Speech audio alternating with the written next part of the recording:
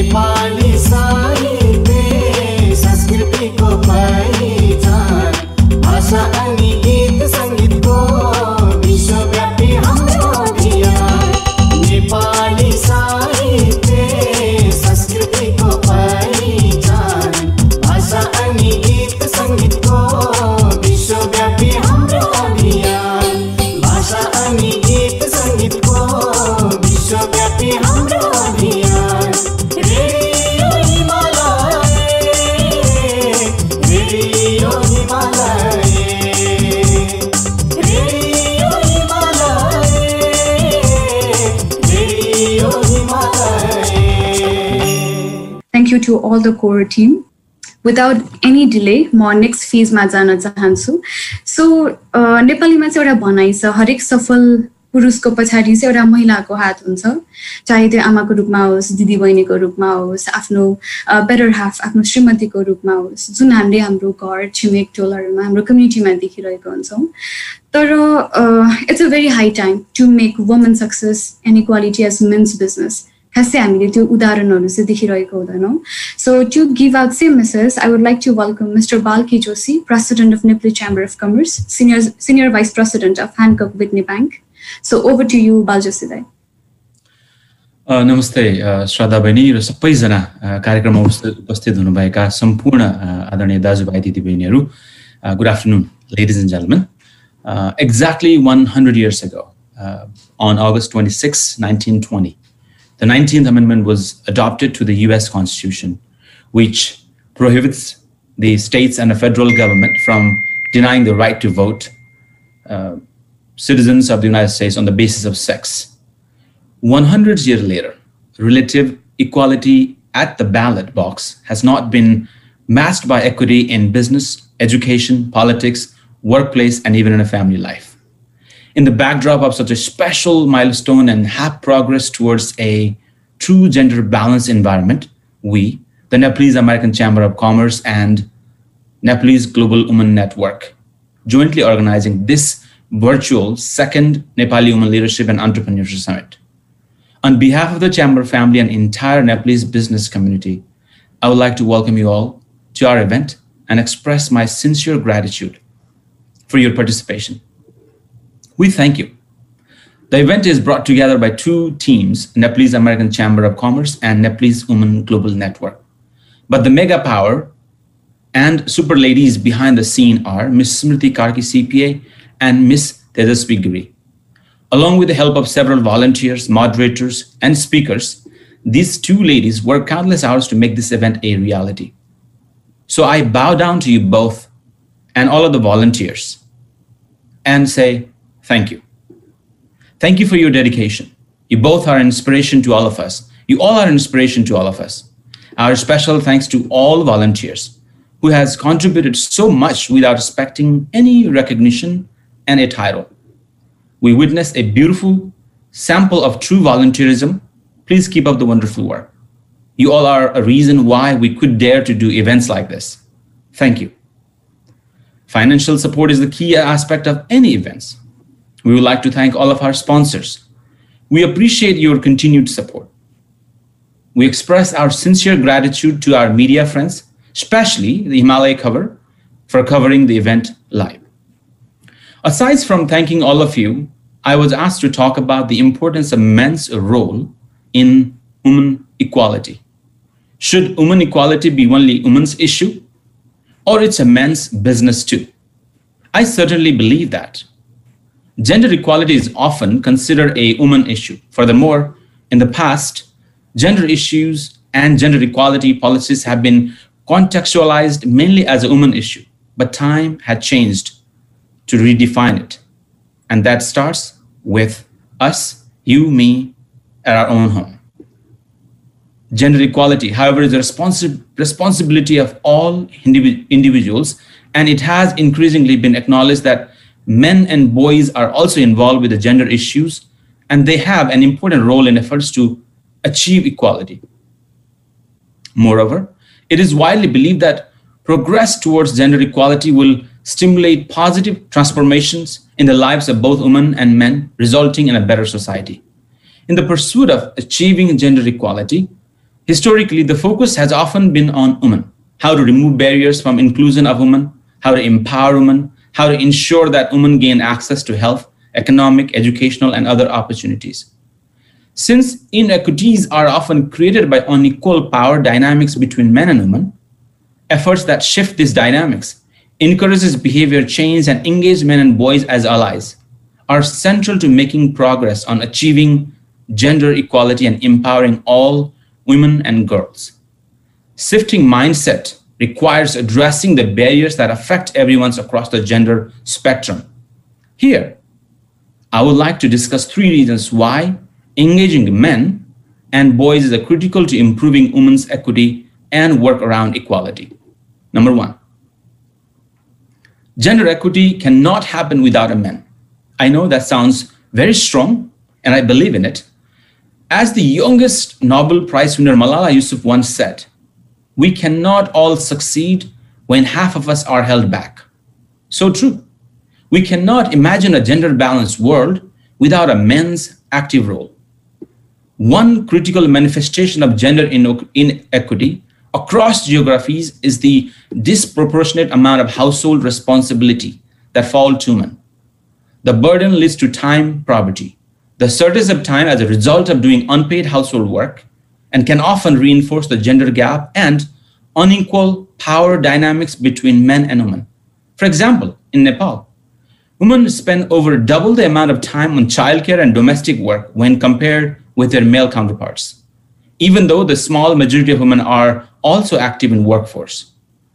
Approaches to empower women and provide opportunities that do not consider this burden placed on women and the relationship between men and women outside the workplace can put women at a greater risk.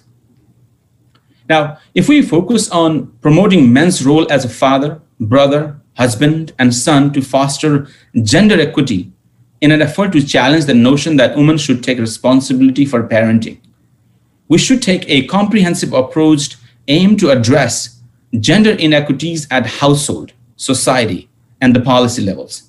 This includes successful effort to shift national policy to increase paid parental leave for men, campaigns encouraging men to become more involved in parenthood, and education, counseling, and therapy sessions to help men support their partners and children, starting with pregnancy. Now, number 2, masculinity norms affect outcomes for men and women. In many cultural contexts, gender norms and expectation for the role of boys and men extends beyond parenthood and can play a powerful role in holding existing behaviors in place.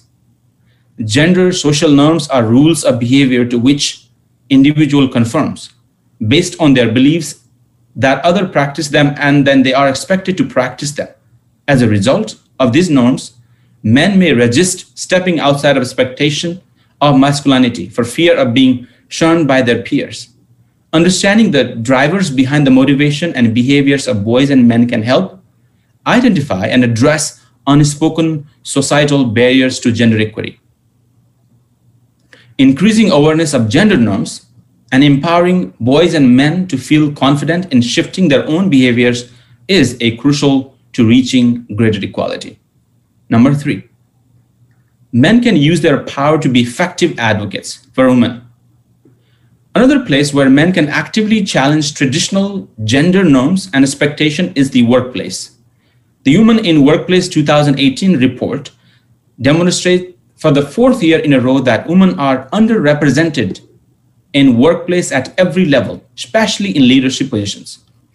Although factors contribute to the challenge, the passive role that men have historically played in supporting women's advancement stand out as an important one. To conclude my take on this, despite all the progress made, men still dominate positions of power.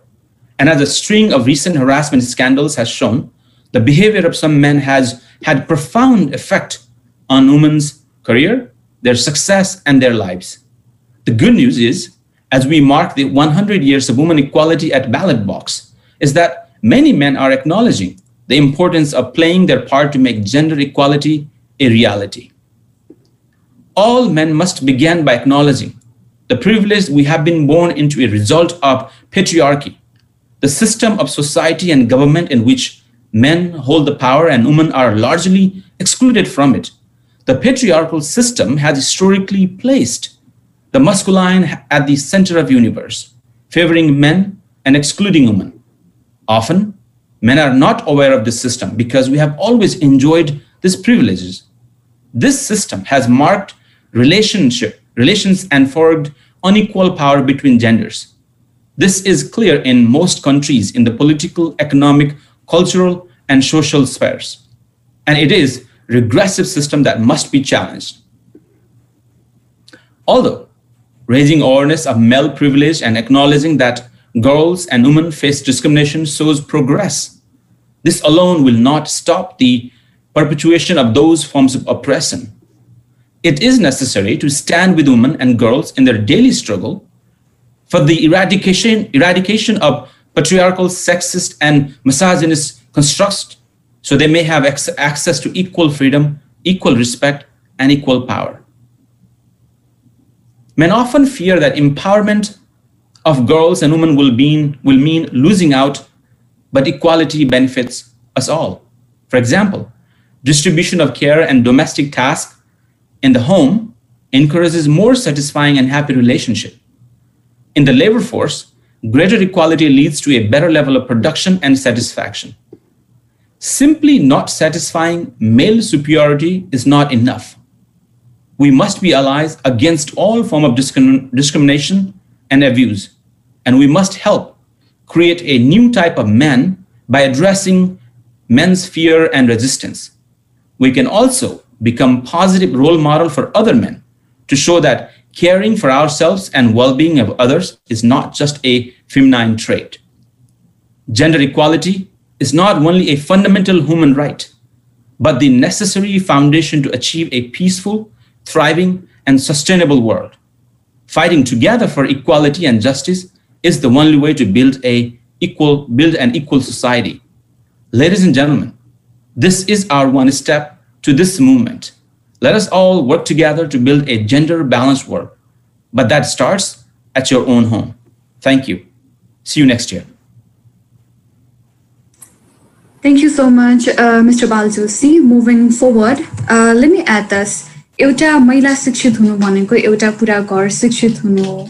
आमा महान हुन्छन्, mothers are great, there is no doubt on that, but then an educated mother can give a better life to their kids and a whole family.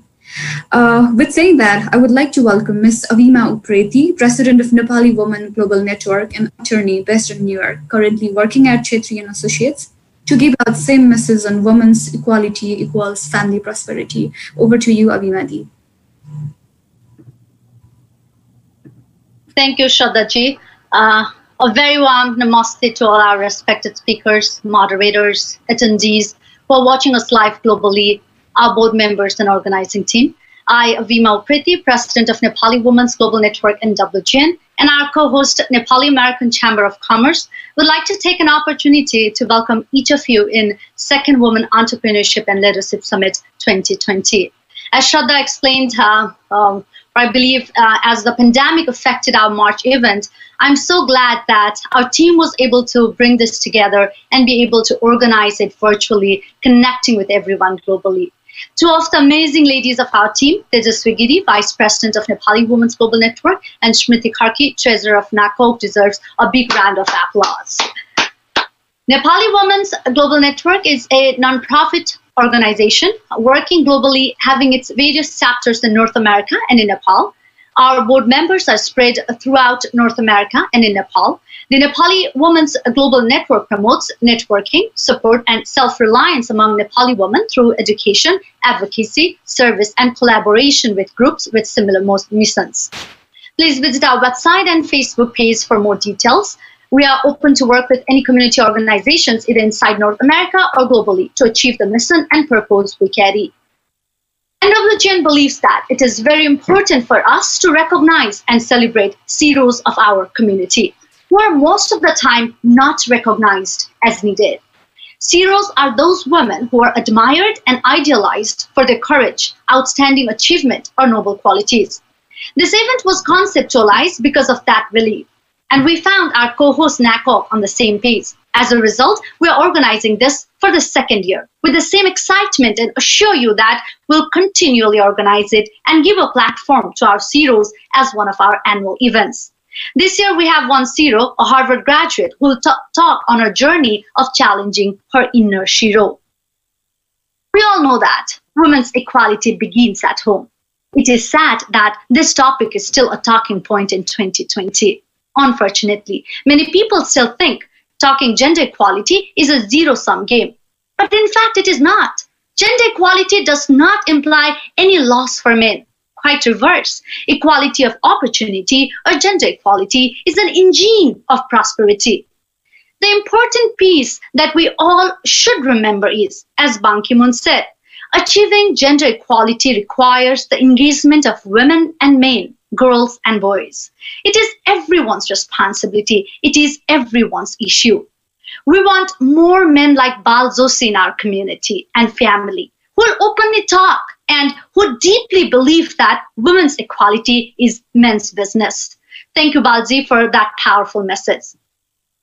You all agree with me that empowering women means supporting stronger families. I believe that at least where we live, I do not have to highlight the importance of education for both men and women because we agree it is important. Also, when women work and earn income, they will be more empowered within the home, which we all agree with. But I'd like to take a moment to emphasize how important it is for us to do more, to give women the support they need, to not just survive, but to thrive in the career they choose or in the choices they make. Studies have shown that when women work, they invest 90% of their income back into their families, creating transformative change within entire communities. Women lift themselves, they lift their families, and they lift their communities out of economic hardship if they will be equally allowed to join the working world and also give support to thrive. You might be wondering what I am talking about because we all know that women have already joined the workforce. While we succeeded to establish working women in our community, but we failed to see how women are burdened and failed to analyze what we are doing to reduce the burden. Unfortunately, today, women all over the world are facing threats to their life, health, and well-being because of being overburdened with work and of their lack of power and influence. Women's one-knowledge abilities often go unrecognized. The power relation that impede women's attainment of healthy and fulfilling life operates at many levels of society, from personal to the highly public. However, I'm just going to touch the personal part. Working women are overburdened with domestic work and professional work. Our society still categorizes domestic work as the work to be done by women. A recent study conducted by academics at the University of Kent and University of Birmingham in the UK shown a fresh light on the extent to which the pandemic has set back efforts towards gender parity in the workplace and placed a massive burden on parents, but particularly working mothers' mental health. The survey of over 1,100 people showed that many women questioned did more cooking, cleaning, laundry, childcare, and education during lockdown than before, forcing them to deprioritize paid work more frequently than their male counterparts. This research adds to realms of existing evidence underscoring the extent to which the pandemic has chipped away a hard-earned progress towards both greater gender equality and women's economic lives, while exacerbating an already terrifying mental health crisis. Our panelists will discuss more on women's mental health and women's empowerment. It is more than important than before to work together to elevate the extreme responsibilities regarding housework for women, so that she will not be the only one to deprioritize her paid work. The full participation and partnership of both women and men is required in productive and reproductive life, including shared responsibilities for the care and nurturing of children and maintenance of the household. Let us not take her career as an option or deprioritize her paid work. Let each of us, both male and female members of the family, share the household work, and let us help her to excel on what she is doing. Also, I'd like to emphasize that let us not make her to take those hard decisions, to step out of work because she's a woman. Let us be flexible. Let us discuss inside the families all possibilities, and let's give her a chance to make her own choices. But don't force her to make any decisions that she does not want to take. More importantly, let us not think that she is the only one who should be homemaker and who should be a caregiver. If a man of the family wants to choose that role, let us not judge him too. Today, we have the session, Sharing the Load, where we will hear Dr. Pooja from the receiver's perspective of sharing the load, and we will hear Mr. Suman from the giver's perspective of sharing the load, which is going to be an interesting discussion. We all should be able to see that we must do more to build a world in which every girl and woman has a real chance to meet her full potential. Gender equality will remain a central focus until we can build a shared prosperity.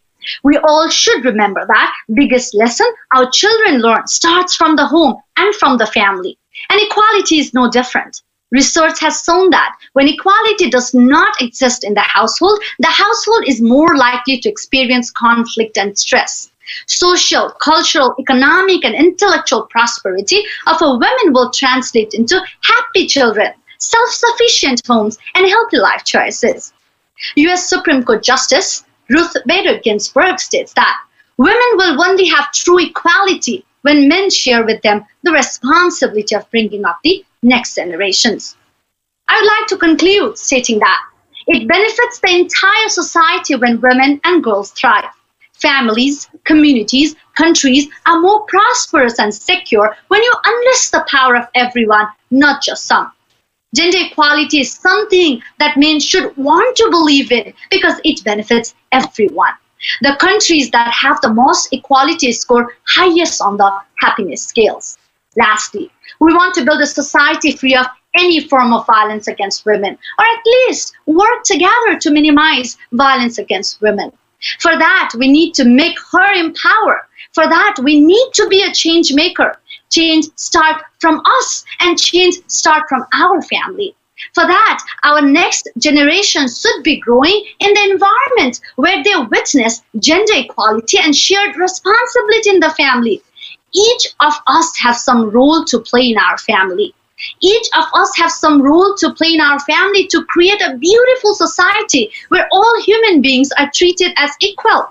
And one of the purpose of this event or this summit is to remind us what our roles are, or to help us analyze our behavior and know if our approaches for creating a gender equal world is enough. We want all of us to work together. We want all of us to work together and achieve gender equal world together. Thank you so much for listening to me. Namaste. Thank you so much, Abhimanji. That was such a powerful statement. That was such a powerful speech. Moving forward, I take an honor to introduce one of the heroes who achieved all the success despite of many hurdles and challenges and rose like a phoenix. So let me welcome Bimzana Biswakarma, who is a research scientist at Bristol Myers Squibb, alumni of Harvard University, and a poet by heart. I think she is ready. Over to you, Bimzana Biswakarma-ji. So I would like to start with two of my favorite influencers, Maya and Albert. I was fortunate enough to meet Maya during my tenure at Wake Forest. Wish I could say the same about Einstein, but I guess I'm not that lucky at all. So I really like what Maya has said. Like, people will never forget what you said, how you make them feel. They might forget what you said, they might forget what you did, but they will never forget how you make them feel. And on that note, I would like to extend my gratitude to all of you at NWGN and NACOC. Thank you so much for having me here today. That you felt that an ordinary person like me worthy enough to hear my story. I really appreciate that. And so for me, success is making a difference in the world, and I'm always trying to attain that. So I don't know if I'm successful or not, but I am trying to be a person of value. So I will take, I will internalize this honor that you have bestowed upon me, and I'll take that with me whenever I trade forward in life. You can go to next slide. Wish I could have shared my screen myself, but go ahead. So when I talk about me, I have to talk about my family and my friends and everybody who has been there for me. My accomplishment is nothing if there hasn't been all these people around me. So where I'm standing today, I'm very thankful to God for providing me with this great family, great people. I'm basically just a very ordinary one. How I see myself is that I'm a very ordinary person with extraordinary people around me.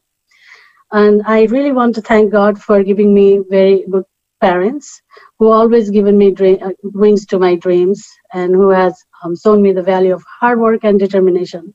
And my entire family for their encouragement, support, and unwavering confidence in me, and for loving me unconditionally. So you all have shaped me for being who I am today. Thank you so much, everyone in my life.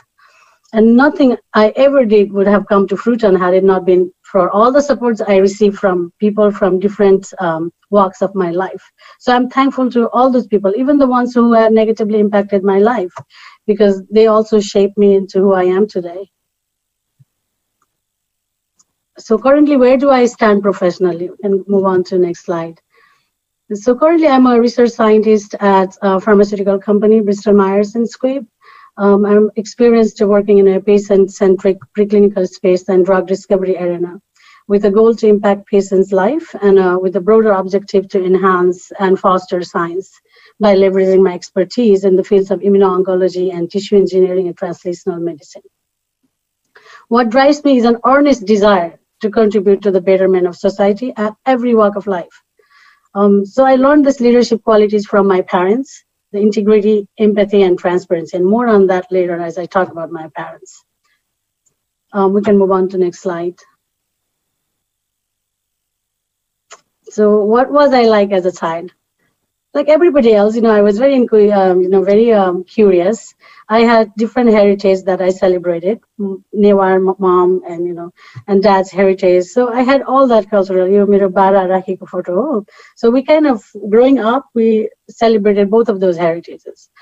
Personality-wise, I loved reading. I was a very curious and very mischievous person, and I was a bit of an empath.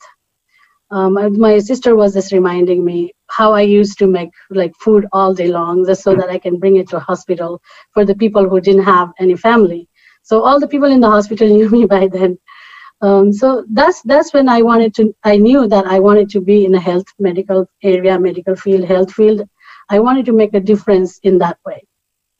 I came from a family of journalists and politicians, and I'm the only one in science. So that's where I thought my calling was. We can move to next slide. This is my family. This is my family. My mom, my brother, sister, my brother-in-law, my sister-in-law, my nephew, and nieces. And this is the photo we just recently got when we were in Nepal. So everybody was there except for my dad and my niece, another niece who is in Japan. So going back to my childhood. Another slide. So I had a very good, childhood. As an average middle class family, it was pretty comfortable, and I have a good life. I saw my dad being this fearless leader who was very transparent, and those are the key values that I carried with me at all times. But after my dad passed away, it was very difficult for us to move on. My mother had been an anchor, for all of us. She sacrificed a lot for me and my family, and both my brother and sister. They also supported me in everything I did. So after I finished my SLC, my dad passed. While I was giving my SLC, after I just finished my SLC, my dad passed away. It was very bad. I was very close to my dad. I'm sorry. Yeah. So then I wanted to go to Valley campus. At that time, it was very expensive college. I remember my sister taking all of her savings, using all of that for my education. So had it not been for my sister and my brother, I would really not have gone to higher education. When I wanted to come to America for higher education, my mom had to sell the land, and she was actually घर बनाउनलाई भनेर निकाल्नु भएको थियो. So but both my brother and sister, they were like, no, let's just use that money to educate her, to send her to America. So both of them were very, very encouraging, and they were very supportive. That's how I came here. My destiny pushed and pulled me towards America. Different ठाउँमा जाने सोचेको थिएँ, तर for some reason, I think it's the destiny that I came here. This is my grandmother. I absolutely love and adore my grandmother very much. This is the day I left for America. My nephew was this big. I missed him so much when I was here. He was the youngest one after me. So on to next. So when I talk about my perseverance in the face of adversity, I think I can kind of represent all of the students, Nepali students who came from Nepal, left home, comfort of the home, and came here. Actually, I think all of us go through this phase where we have to toil and work hard, and persevere. I was very active at school. International Student Association ma pani public relation officer थिएँ. I also worked in fostering Nepalese culture in my school's programहरूमा. But I also had to work outside. त्यसले मैले Taco Bellमा काम गरेँ है. अनि I also waited table. I work in the retail business as well, Macy's. त्यो सबै काममा it wasn't bad, but it was एकदम गाह्रो त थियो, but I really wanted to, कुनै पनि काम सानो हुँदैन भनेर मलाई फ्यामिलीले बार बताउने गरेको भएर I didn't feel bad about the menial jobs, but it was very hard. सुरुमा म एकदम रुन्थे. त्यो सबै जमिन पुस्नु पर्थ्यो, बाथरुम सफा गर्नु पर्थ्यो. I was a vegetarian. I had 3 roosters, growing up. म एकदम मेरो roosters एकदमै प्यारो pets. So when I had to cook the chicken leg and bring them to table, I would just cry so much. त्यसै गरेर मैले table wait गर्दाखेरिको एउटा event मलाई याद छ. It was a big table. I was very happy that I got मेरो सेक्सनमा पर्यो big table भनेर. अनि I worked really hard in, I had to carry this 10 glasses in one tray and this chicken bones, which every time I carry chicken bones, I cried. So I worked very hard. I thought I would make a good tips. When they left me 13 cents. It was kind of like a breaking point for me. It was one of those times, I was kind of really broken. I'm really sorry. Thank you for providing me with this opportunity. Actually, I was telling it was an emotional roller coaster when I was looking for these previous pictures. So what floated me through was my resilience and my empathy. I think those are 2 main characteristics that I always carried with myself. I think that's my strength, but that sometimes turns into weakness. People think it's into weakness. Just like when I believe in innate goodness of people. But that's okay. I think I would still like to believe in innate goodness of people. So our professional life, integrity. You absolutely have to have integrity. You forget your ordeals, you move on. You make them stepping stones. We can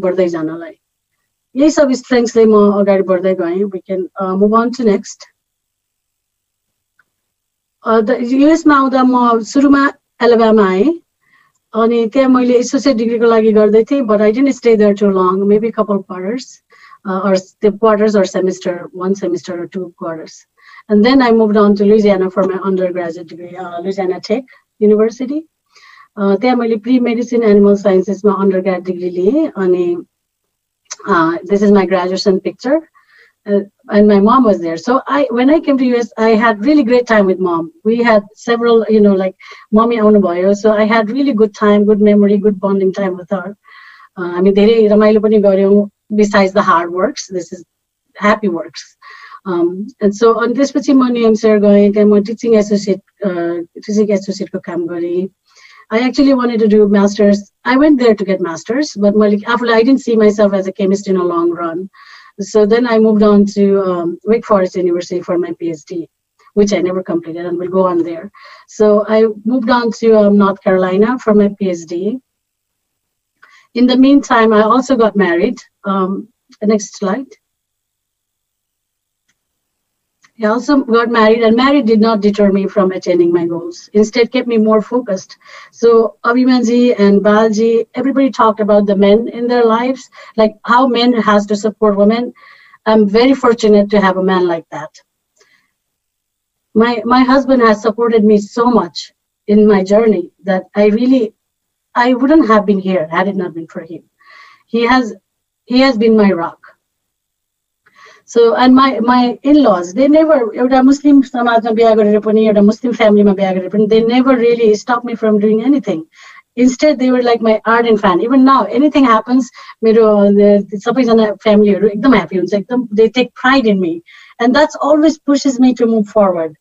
You know, यहाँ mummy हुनुहुन्छ, यो मेरो सानो जैद, यहाँ मेरो दिदीहरु यहाँ सबैजना. So yeah, I love them very much. I'm really very, very lucky, very fortunate to have a family like that. So then, while I was doing my PhD, during my tenure, I had my son. So that's when we had to have some sacrifices needed to be made. No, bachat bhayo. त्यसपछि I was in a student visa. My husband couldn't work because I was in a student visa. So there were a lot of issues. So and we wanted to get into like a work visa, so my husband could work. अनि उहाँले पनि काम गर्नुपर्ने, मैले पनि काम गर्नुपर्ने भयो. त्यसपछि चाहिँ बच्चा सानै थियो. So visa issuesले गर्दा र बच्चा सानो गर्दा यो सबले गर्दा we decided we will prioritize the family. Or actually we had to do that, right? And so I decided, I talked to my advisor. I finished all my courses at that time, and I talked to my advisor, and I'm like, you know what, I want to get out with masters. त्यति बेला मेरो अरु साथीहरु पनि हुनुहुन्थ्यो इन्डस्ट्रीमा. मैले पछि इन्डस्ट्रीमा गएर काम गर्ने भनेर सोच्दाखेरि there was a better turnaround with the masters than PhD भन्ने पनि कुरा भयो. अनि ठीक छ, मैले so I just decided to get out with masters. I had about 10 days or a couple weeks at most. My advisor said, you can't do this. You have to go to another graduation date anyway, so why don't you finish up? And I was like, just give me a chance, I'll finish it. So within a couple weeks, I finished my thesis and I got out with a master's. Finishing my thesis so fast has been like a kind of been with me in both settings. I'll go there again. And so this is when I had my son. I had a very bad experience. I went through normal labor pain, and then I couldn't deliver, so I had to go through C-section. And then I went back to school in 10 days. Nobody forced me. I was just in class at that time. I had to pass the exam, so I went back to school, and I ended up opening my C-sections. That was very bad orders. I forgot about all of these things, and I was talking with my sister, and what am I going to talk about? And she was the one who was like reminding me of all these times, So this is my son. I used to take him to my office when I have to do work and read. And I remember, I take him to there, and I remember reading him instead of storybook. I would read him like complex cancer biology book. I mean, he would just sleep once I start talking. So every night I would read him my books. So then I had more kids, and my kids are my pride, right? So these are big words. So what I got out of there, from that ordeal, what I got out is like, you need to have a growth mindset and make yourself, open to unconventional trials. You have to embrace your discomfort and be comfortable with your discomfort, if you will. So career and family, how do I balance professional and personal life? And that warranted lots of sacrifices and resilience. But my husband and I are a team. We believe in raising our kids by ourselves. So we took care of them like around the clock, managing our jobs at different time. मैले बिहान जब गर्थेँ भने उहाँले बेलुका त्यस्तो गरेर हामीले चाहिँ एकदम म्यानेज गरेर we managed to take care of the kids that way. अनि बेला बेलामा कहिले फ्यामिली मेम्बरहरु पनि आइरहनुहुन्थ्यो, उहाँहरुको पनि सपोर्ट भयो. उहाँको घरबाट, मेरो घरबाट, कहिले दाइ, कहिले दिदी, कहिले मम, कहिले ताको मम. So we had that support, which I'm very appreciative of. So what does it take to balance professional and personal life? यसमा चाहिँ के छ भने म एकदमै opponent of like technical gadgets. So I want to raise kids without much technical gadgets. So it's very tough for us to keep them very busy, but we keep them very busy. Every weekend I'm out and about. किनभने यही सब कारणले त्यसैले मेरो आफ्नो social life is akin to none. And I'm perpetually sleep deprived. I sleep very less. And it's funny because I'm always the one who is always telling everybody about sleep. Like, you have to sleep on time, you have to sleep. So this is our happy place. As a family, we love the sea and we love fishing, shopping, and having adventures. My son loves fishing. So, my children have always provided me with this much needed bliss and panacea during my difficult times. This is my absolutely favorite picture. I think I'm running out of time, so you're moving up. So anyways, so my foray into Harvard. So why did I go into Harvard? I already had one master's. Why did I want another master's? Because I am a perpetual student. And I always want to keep abreast of new happenings in the field. I have a growth mindset and learning aptitude. So with 3 kids and full-time job, it was very tough. But with my husband's support and my family's encouragement and their faith in me, I could achieve that dream. Many times I wanted to quit. तर जहिले पनि मेरो दाइ मेरो र जिजुले जहिले पनि हैन quit गर्नै मिल्दैन, Harvard is too big for you to quit. नदिने. And always, and my husband's always supporting. मेरो दिदी, मेरो भिनाजु, it's they all are like my dai, they all like always, no, you have to push through it. I mean, even my friends were there for me as well. No, Bimu, you can do it. So I did it. It was amazing day, but yeah, I also finished my thesis in 4 days. That was a record for me. I kind of broke my own record, and I always take pride in that part. So how did I get into Dalit Life Matter activism? I grew up in a household where my dad had been fighting. He was a forefront fighters for the Dalit rights. मैले आफ्नो dad, mom को ordeals को बारेमा पनि मलाई थाहा थियो. अनि त्यो सब दुःख कुराहरू हेरिरहेको थिएँ, but it never really dawned upon me that I should be doing something. यस्तो inspiring parents भएर पनि हैन, यस्तो empathetic leaderहरू हुनुहुन्थ्यो दुवैजना, but I never really in that place. But now अहिले आएर मलाई एकदम झक्झक आएको छ के I think I should give back to society. I have a platform, so I can do something about this. I can raise voice against, I can bring awareness. त्यस्तै अब यो caste stratification धेरै नराम्रो चिज हो. As we all know, it's very this systemic oppression has taken shape over generations and generations. अनि अब यसले कति इम्प्याक्ट गरेको छ भने पहिला पनि हुन त मैले यस विषयमा बोलेको छु, यसले सोशल, एजुकेसनल र फाइनान्शियल इम्प्याक्ट मात्र नभइकन चाहिँ एकदमै कसैले नबोल्ने साइकोलोजिकल एस्पेक्ट पनि छ के, जसमा चाहिँ यो जनरेसनल ट्रमा कारण people think it's okay to be downtrodden, it's okay to tolerate that behavior. तर त्यस्तो होइन. त्यसैले we need one paradigm shift. So what is my ask to all of you is like, as a Dalit or a non-Dalit ally, use your platform in bringing upon the awareness and change in the society. Be the advocate of that change. So what would I like to give advice for the new generation was one of the questions that I was asked. What would I say for the, to the new generation of women of new generation or men of new generation? I'll go with Jane Austen there. We have all a better guide in ourselves. If we would attend to it, then any other person can be. I mean, I have no guide. So, number 1, be your own authentic self. But having said that, make sure that you work lifelong towards building that self that you can relate to with pride. Authentic self, Tony. What kind of authentic self you want yourself to be? Not someone that you would be embarrassed to, relate to. So to build up गर्नु पर्यो entire life मा एउटा चाहिँ goodness तिर लाग्नु पर्यो हैन, एउटा person of value, be a person of value and internalize your self worth. यो चाहिँ मेरो लागि पनि हो. Most of the time I am very I try not to kind of internalize that. So अर्को चाहिँ resilience raw growth mindset can take you many places and lead with empathy and integrity in both professional and personal life. And don't stop daring to dream and give wings to your dream. अब अहिलेको new generation मा मैले अर्को के देखेछु भने they have so many gadgets, so many technology that you get lost in that, too many distractions. So success को लागि त्यो distraction बाट हट्ने, both professional and personal life को लागि र आफ्नो loved ones सँग connect गर्ने, nature सँग connect गर्ने.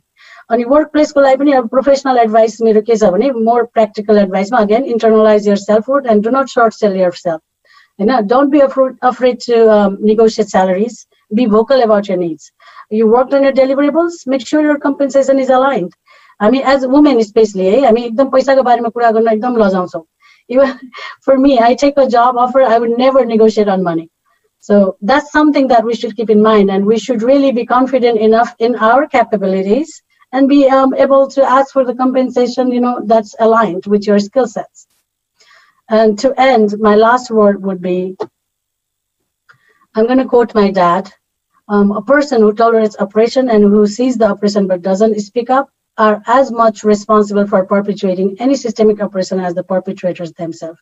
त्यसैले कुनै पनि अन्याय देख्नु भएको छ, कुनै पनि discrimination in any form you see, be cognizant and stand up when you see that, and be a advocate of change. And thank you again so much. Sorry I got emotional in the middle, but thank you. It was great. I appreciate it. Thank you so much, Bhimzanaji. That was such an emotional roller coaster for us as well. Moving forward, हामीसँग एकदमै थोरै time छ. I would like to welcome Dr. Vishnumaya Upadhyaya. She will be presenting women health and mental well-being in times of COVID. Over to you, Dr. Maya. Thank you, Shraddha. Today, I will be talking about COVID-19, dealing with stress and anxiety. We can move the slide. There's a little disclaimer here. The information that I'm going to present today in this talk is for informational purposes only. It is not intended to be a substitute for a proper diagnosis and treatment by a licensed professional. If you have any questions about the information and advice presented in today's program, please check with your trusted physician or healthcare provider. Next. I will be talking about how the pandemic has affected mental health, who are affected, what are the signs and symptoms that has caused stress and anxiety in us so we can recognize them, and how to manage it. Next. We know that we are dealing with COVID-19. I'm not going to talk much about COVID-19 because we are already 8 months into the pandemic. We all know about it. But we know for sure that it has caused a lot of uncertainty. We do not know the signs and symptoms are going to be same tomorrow. What are they today? We do not even know the management that is going on for today will be changing tomorrow. So it's evolving. There are a lot of rumors, a lot of myths. There are a lot of medias, websites, agencies, corporations talking about COVID-19. Some are true, some are not. Some are creditable, some are not. So that is also causing a lot of stress, anxiety, and fear. Out of all, social distancing in my professional career, what I found has caused a lot of emotional turmoil in my patients. So what it has done a lot of changes in work schedule. School and home routines have changed. Women are especially struggling. If they are working and they have to come home, take care of the kids who are going to school from home, they have not only she's taking care of the house, her job, she's also managing the child and husband in the house. So that is like shift in her role. So again, all those changes that has come from pandemic have caused a lot of fear, anxiety, and personality changes, and it has given a birth to mental illness. Next. Now, mental illness, we must be wondering, what is it? Mental illness is a condition that affects person's emotions, thinking, and behavior to the point that the person cannot relate to others and function normally. Can you imagine how sad is that situation, that you're so broke inside that you cannot talk to your friends, your family members, that you were day in and out associating without any problem before? Next. So we are thinking this illness is out there, pandemic is out there, and we must be thinking who all are affected by this. In my opinion, it has affected everyone, regardless of gender, age, or background. Everyone has been affected by this pandemic. Next.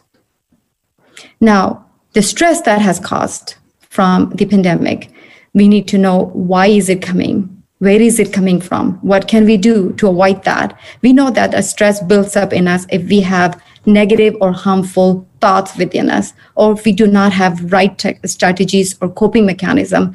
We have brain with thoughts storming, negative thoughts, positive thoughts. We do not know which side to lean on, which side to ignore.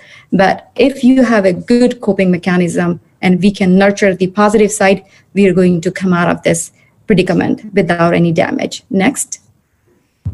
Now, we go through this pandemic, we know we are going through stress, anxiety, depression, panic disorders, we also must know how does it affect our body.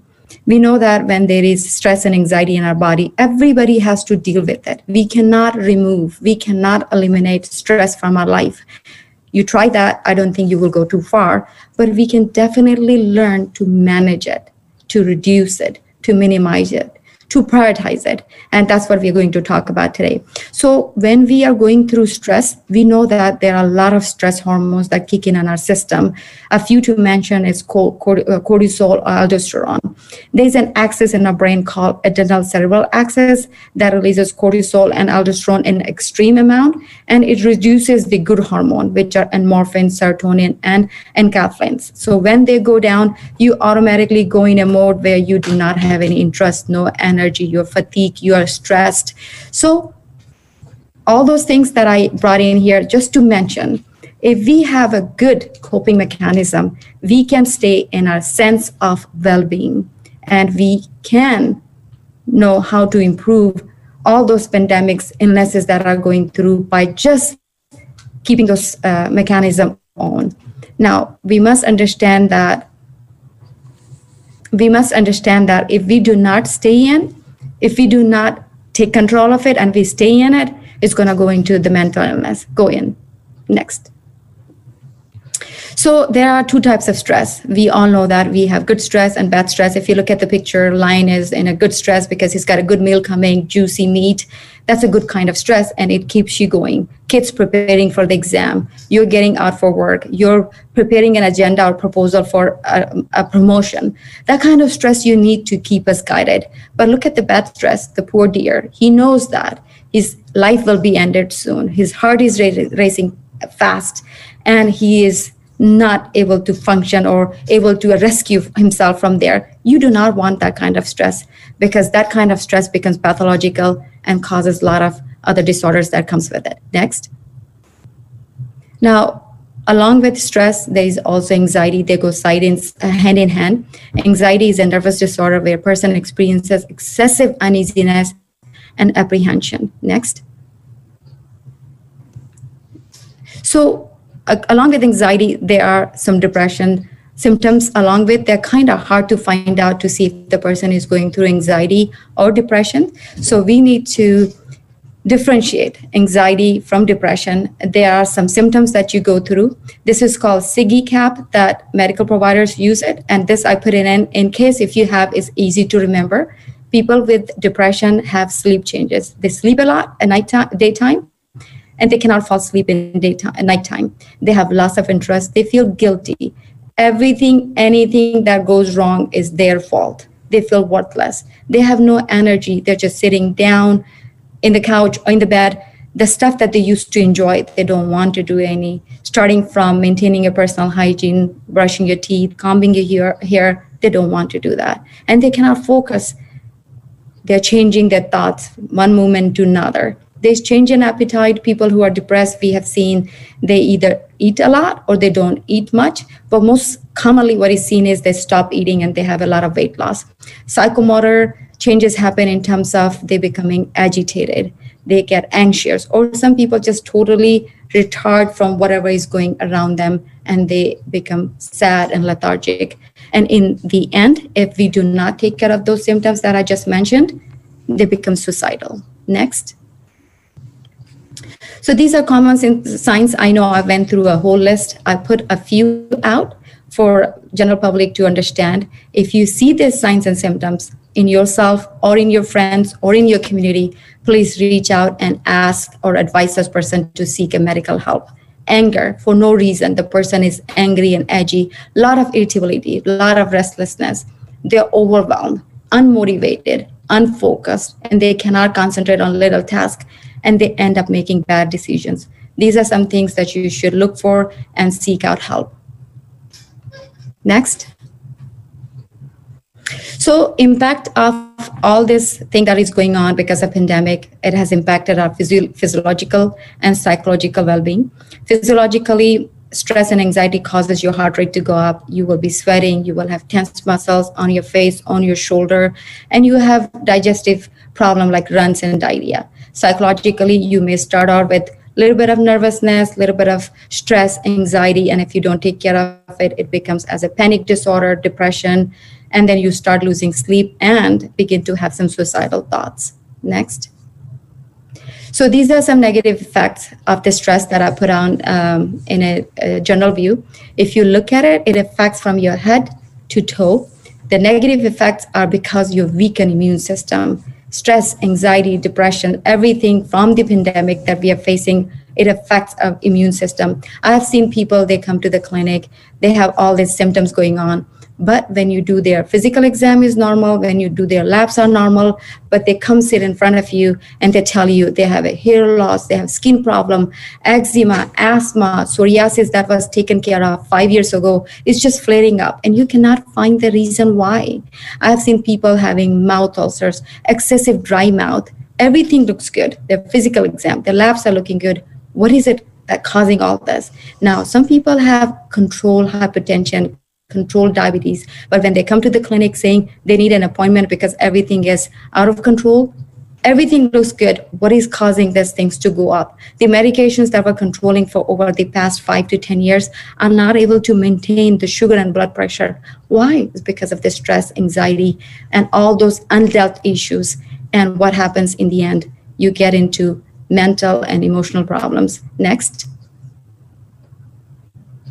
A few to mention. We just went through this. There is always hope. Like one of the speakers mentioned right before me, how she had her strategy, how she survived. That's all we need. We need some coping mechanism to deal with it. My favorite is learn about stress. Stay educated, stay informed, go through the right places, get the right kind of informations. At the same time, you do not want to have excessive exposure to social media. I've seen people looking at COVID-19, the side effects, the negative impacts of it, day in and day out through their phone, Instagram, Facebook. We do not need to do this. I would recommend that maybe 1 hour in the morning before we head out for work, or maybe 1 hour in the evening, maybe like 2 hours before you go to bed. You do not want to watch anything negative right before you go to bed because it's going to cause sleep problem. You must set up a routine and structure.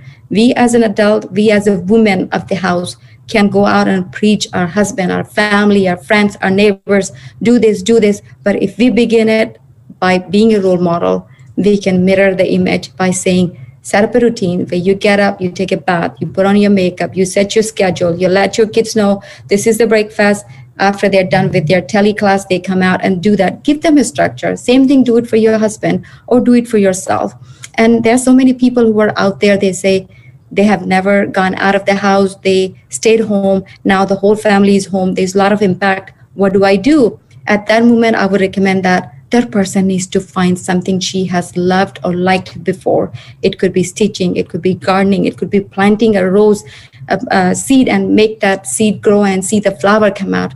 Something new that will take her mind off of what's a pandemic is causing.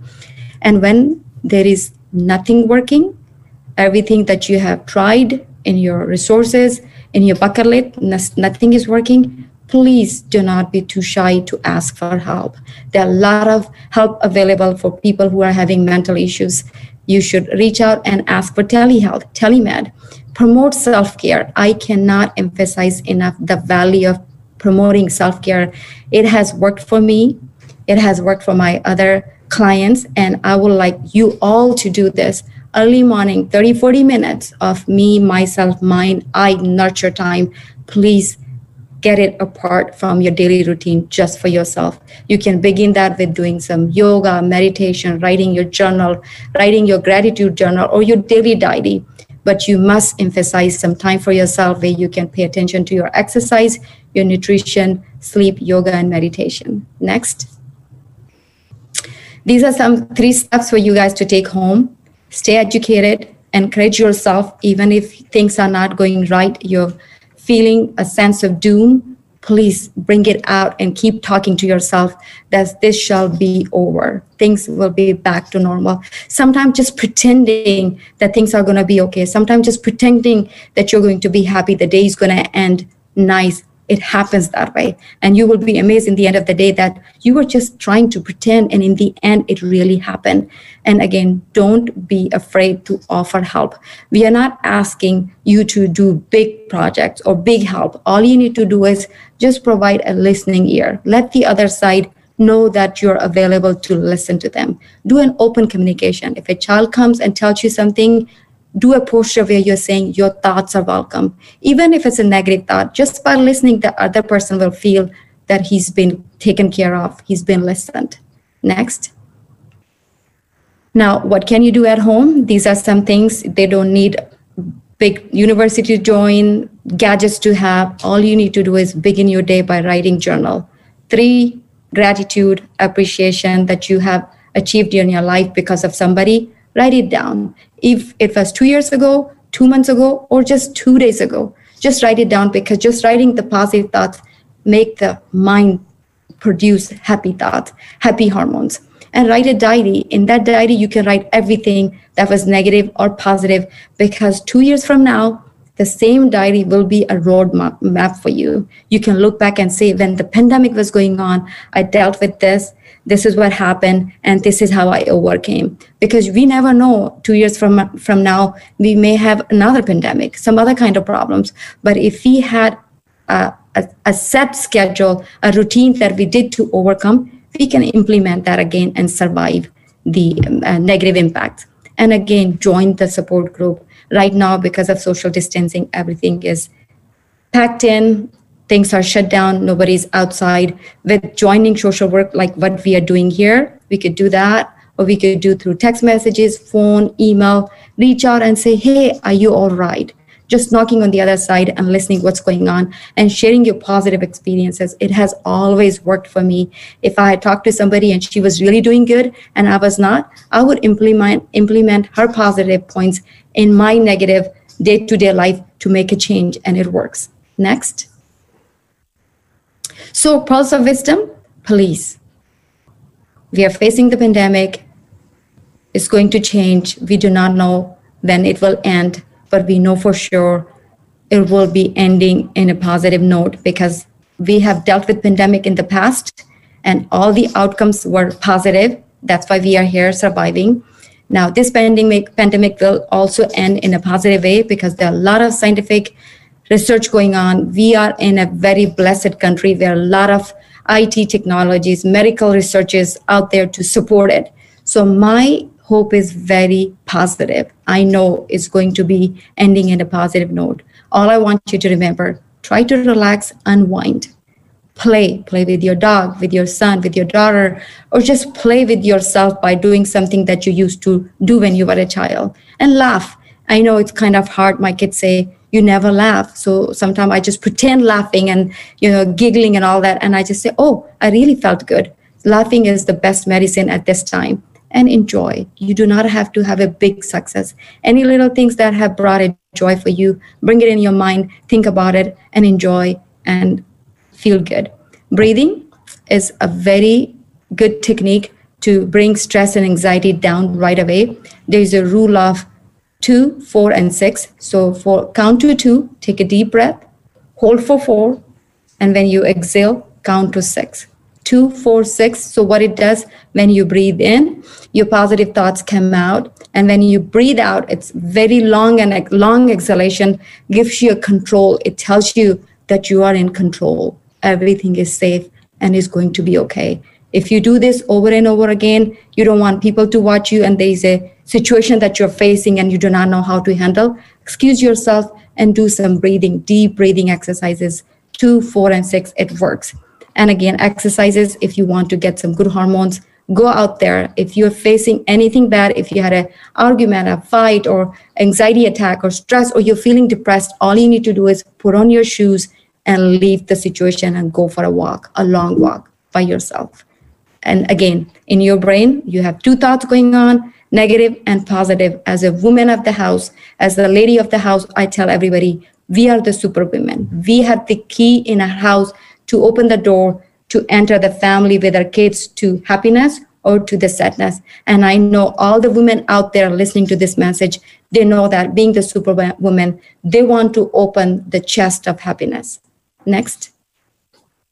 So in the end, the hope is there. I would like to say bye-bye Corona by saying stay calm, stay organized, follow a routine, relax, offer help when you can, because sometimes when you offer help by just telling them and guiding them, you automatically feel the positive impact in yourself and nurture yourself. Please do not forget that point. If nothing from today, take this. Everybody is stressed, anxious, depressed. Everybody has those things because we have emotions. We cannot take them out of our life. But if we can deal with them, we will survive. And the only way we can deal with them by nurturing ourselves and constantly chanting the word that I'm going to make through and I'm going to achieve the success. Next. These are some things that I'm saying that this shall be over soon. Next. These are some resources that I put down. I'm not a mental health expert, but I've used these tools. These are free app that you can get it on your phone. This app has beautiful way of explaining how to deal with your sleep problem, your stress, your anxiety. It can even give you the guided meditations as you're going through. I highly recommend that. This was made for VA and it's free, so you can use that. Next. This is a National Suicide Prevention Lifeline 24/7. You call and there should be somebody answering that. Next. Disaster distress call. Either you call the number or if you're not in a mood to talk to anybody, just text. Talk with us. Somebody will reach back with you. Next. Any questions? I know the questions are going to be in the end. I'd like to really thank Nepalese American Chambers of Commerce for giving me this opportunity. Thank you. Thank you so much, Dr. Maya. That was such an informative session. हामीसँग एकदमै time थोरै नै छ. So without delaying, I would like to welcome Deepika Straster for a panel discussion on domestic violence. Over to you, Deepika Straster. Thank you so much, Shraddha. हामीसँग समयको पाबन्दी छ. सब अहिले 5:22 भइसकेको छ न्युयोर्कमा. सकेसम्म हामी 6:15 सम्म यो प्यानल सेसन न्युयोर्कको टाइमको 6:15 सम्म हामी यो सकाउने टार्गेट रहेको छ. सर्वप्रथम त नमस्ते. नेपाली वुमेन्स ग्लोबल नेटवर्क र नेपालिज अमेरिकन च्याम्बर अफ कमर्सको सहकार्यमा आयोजित यो सेसनको यो हाम्रो तेस्रो सेसनमा यहाँहरूलाई स्वागत छ. हाम्रो यो सेसनको शीर्षक रहेको छ domestic violence, how to share and care during a pandemic. र सुरुमा म मेरो छोटो परिचय दिन चाहन्छु. म दीपिका श्रेष्ठ न्युयोर्क सिटीको म्यानह्याटन फ्यामिली जस्टिस सेन्टरमा म एडभोकेट र केस म्यानेजरको रूपमा कार्यरत छु. त्यस्तै गरी इमिग्रेन्ट युथ इम्पावरमेन्टमा focused at the end of the day नामको एउटा विकली अडियो भिडियो पडकास्टको म को होस्ट र को प्रोड्युसर हुँ. अनि अमेरिका आउनुभन्दा अगाडि म नेपालमा BBC मिडिया एक्सनमा as a humanitarian lead and communications ट्रेनरको रूपमा कार्यरत थिएँ. आउनुहोस् अब हामी आजको सेसनतर्फ लागौँ. अरू देशहरूमा जस्तै अमेरिकामा पनि विगत केही महिना यता कोरोना भाइरसले निम्ति आएको यो लकडाउन सुरु भएदेखि घरेलु हिंसामा परेका व्यक्तिहरूको सङ्ख्या बढेको छ र यो कुरा विभिन्न तथ्याङ्कहरूले देखाएको छ. र म आफै पनि यो क्षेत्रमा एकजना एडभोकेटको रूपमा काम गर्ने भएकोले गर्दाखेरि म आफैले पनि यो देखेको छु र महसुस गरेको छु. यस्तो अवस्थामा घरेलु हिंसा र यसबाट कसरी बच्ने अनि कसरी बचाउने त भन्ने विषयमा आज हामी छलफल गर्न गइरहेका छौँ. र हामीसँग यही क्षेत्रमा वर्षौंको अनुभव भएका 4 जना व्यक्तित्वहरू प्यानलमा हुनुहुन्छ. हामी यो सेसनमा घरेलु हिंसा र यो पेन्डेमिकको समयमा घरेलु हिंसाका विक्टिम र सर्भाइभरको एम्पावरमेन्ट के कसरी गर्न सकिन्छ, घरेलु हिंसाबाट बच्नका लागि कानुनी उपायहरू के कस्ता छन्, घरेलु हिंसाकै सवालमा डोमेस्टिक भायोलेन्स सेल्टरले खेल्ने भूमिका र गैर आवासीय नेपाली सङ्घ NRNA NCC अमेरिकाले घरेलु हिंसामा परेकाहरूका लागि भनेर सुरु गरेको 24 आवर हटलाइन सेवाका बारेमा हाम्रो यो छलफल केन्द्रित रहनेछ. यो कार्यक्रमलाई यो सेसनलाई हामीले 2 भागमा विभाजन गरेका छौँ. पहिलो भागमा हामीसँग हुनुभएका 4 जना प्यानलिस्टहरूले 6 मिनटको प्रस्तुति प्रेजेन्टेसन दिनुहुनेछ र दोस्रो भागमा करिब करिब जुन हामीसँग हुनेछ 15 मिनेटको त्यो 15 मिनेटको सेसनमा भने हामी तपाईँ अडियन्सहरूबाट प्रश्नहरू लिनेछौँ प्यानलिस्टको लागि र तपाईँले यो प्यानल सेसन अहिले हेरिरहँदाखेरि तपाईँले जुममा च्याट बक्समा गएर क्वेसन राख्न सक्नुहुन्छ अथवा फेसबुक लाइभ हेर्दै हुनुहुन्छ भने कमेन्ट सेक्सनमा आफ्ना प्रश्नहरू राख्न सक्नुहुन्छ। अब भने म हाम्रो प्यानलिस्टहरूको ब्रिफ परिचय गराउन चाहन्छु। हामीसँग हुनुहुन्छ मिजोरीबाट उर्मिला निर्दोषीजी। उहाँ एडभोकेट, वुमेन राइट्स एक्टिभिस्ट र former domestic violence shelter director हुनुहुन्छ। उहाँले अधिवक्ताका रूपमा नेपाल बार एसोसिएसनको लिगल एड प्रोजेक्ट अन्तर्गतको वुमेन्स विङका चेयरपर्सनका रूपमा 9 वर्ष सेवा पुर्याउनु भयो। हाल उहाँ मिसोरी स्टेट गभर्मेन्टमा सोशल सर्भिस डिभिजनमा कार्यरत हुनुहुन्छ। हाम्रो दोस्रो प्यानलिस्ट हुनुहुन्छ बोस्टनबाट रुक्मिनी कार्कीजी। उहाँ द एजियन टास्क फोर्स नामको नन प्रफिट अर्गनाइजेसनमा सिनियर एडभोकेटका रूपमा कार्यरत हुनुहुन्छ र उहाँ नेपाली वुमेन ग्लोबल नेटवर्कका निवर्तमान अध्यक्ष पनि हुनुहुन्छ। र त्यस्तै गरी हामीसँग हुनुहुन्छ क्यालिफोर्नियाबाट दीक्षा बस्नेतजी, गैर आवासीय नेपाली सङ्घ NRNA NCC अमेरिकाका महिला संयोजक हुनुहुन्छ उहाँ र उहाँले महिला सशक्तिकरणमा केन्द्रित विभिन्न कार्यक्रमहरू सशक्त रूपमा आयोजना गर्दै आउनु भएको छ। र हाम्रो चौथो प्यानलिस्ट हुनुहुन्छ न्युयोर्कबाट विधाता पौडेलजी।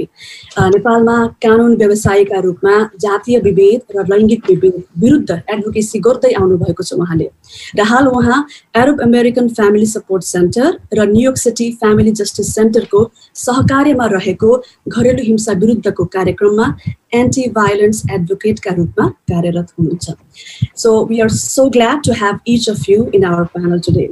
अब लागौँ हाम्रो प्यानलिस्टहरूको प्रेजेन्टेसनतर्फ। सुरुमा म रुक्मिनी कार्कीजीलाई घरेलु हिंसा र घरेलु हिंसामा परेका भिक्टिमको एम्पावरमेन्टका बारेमा जानकारी सेयर गरिदिनु हुन अनुरोध गर्दछु।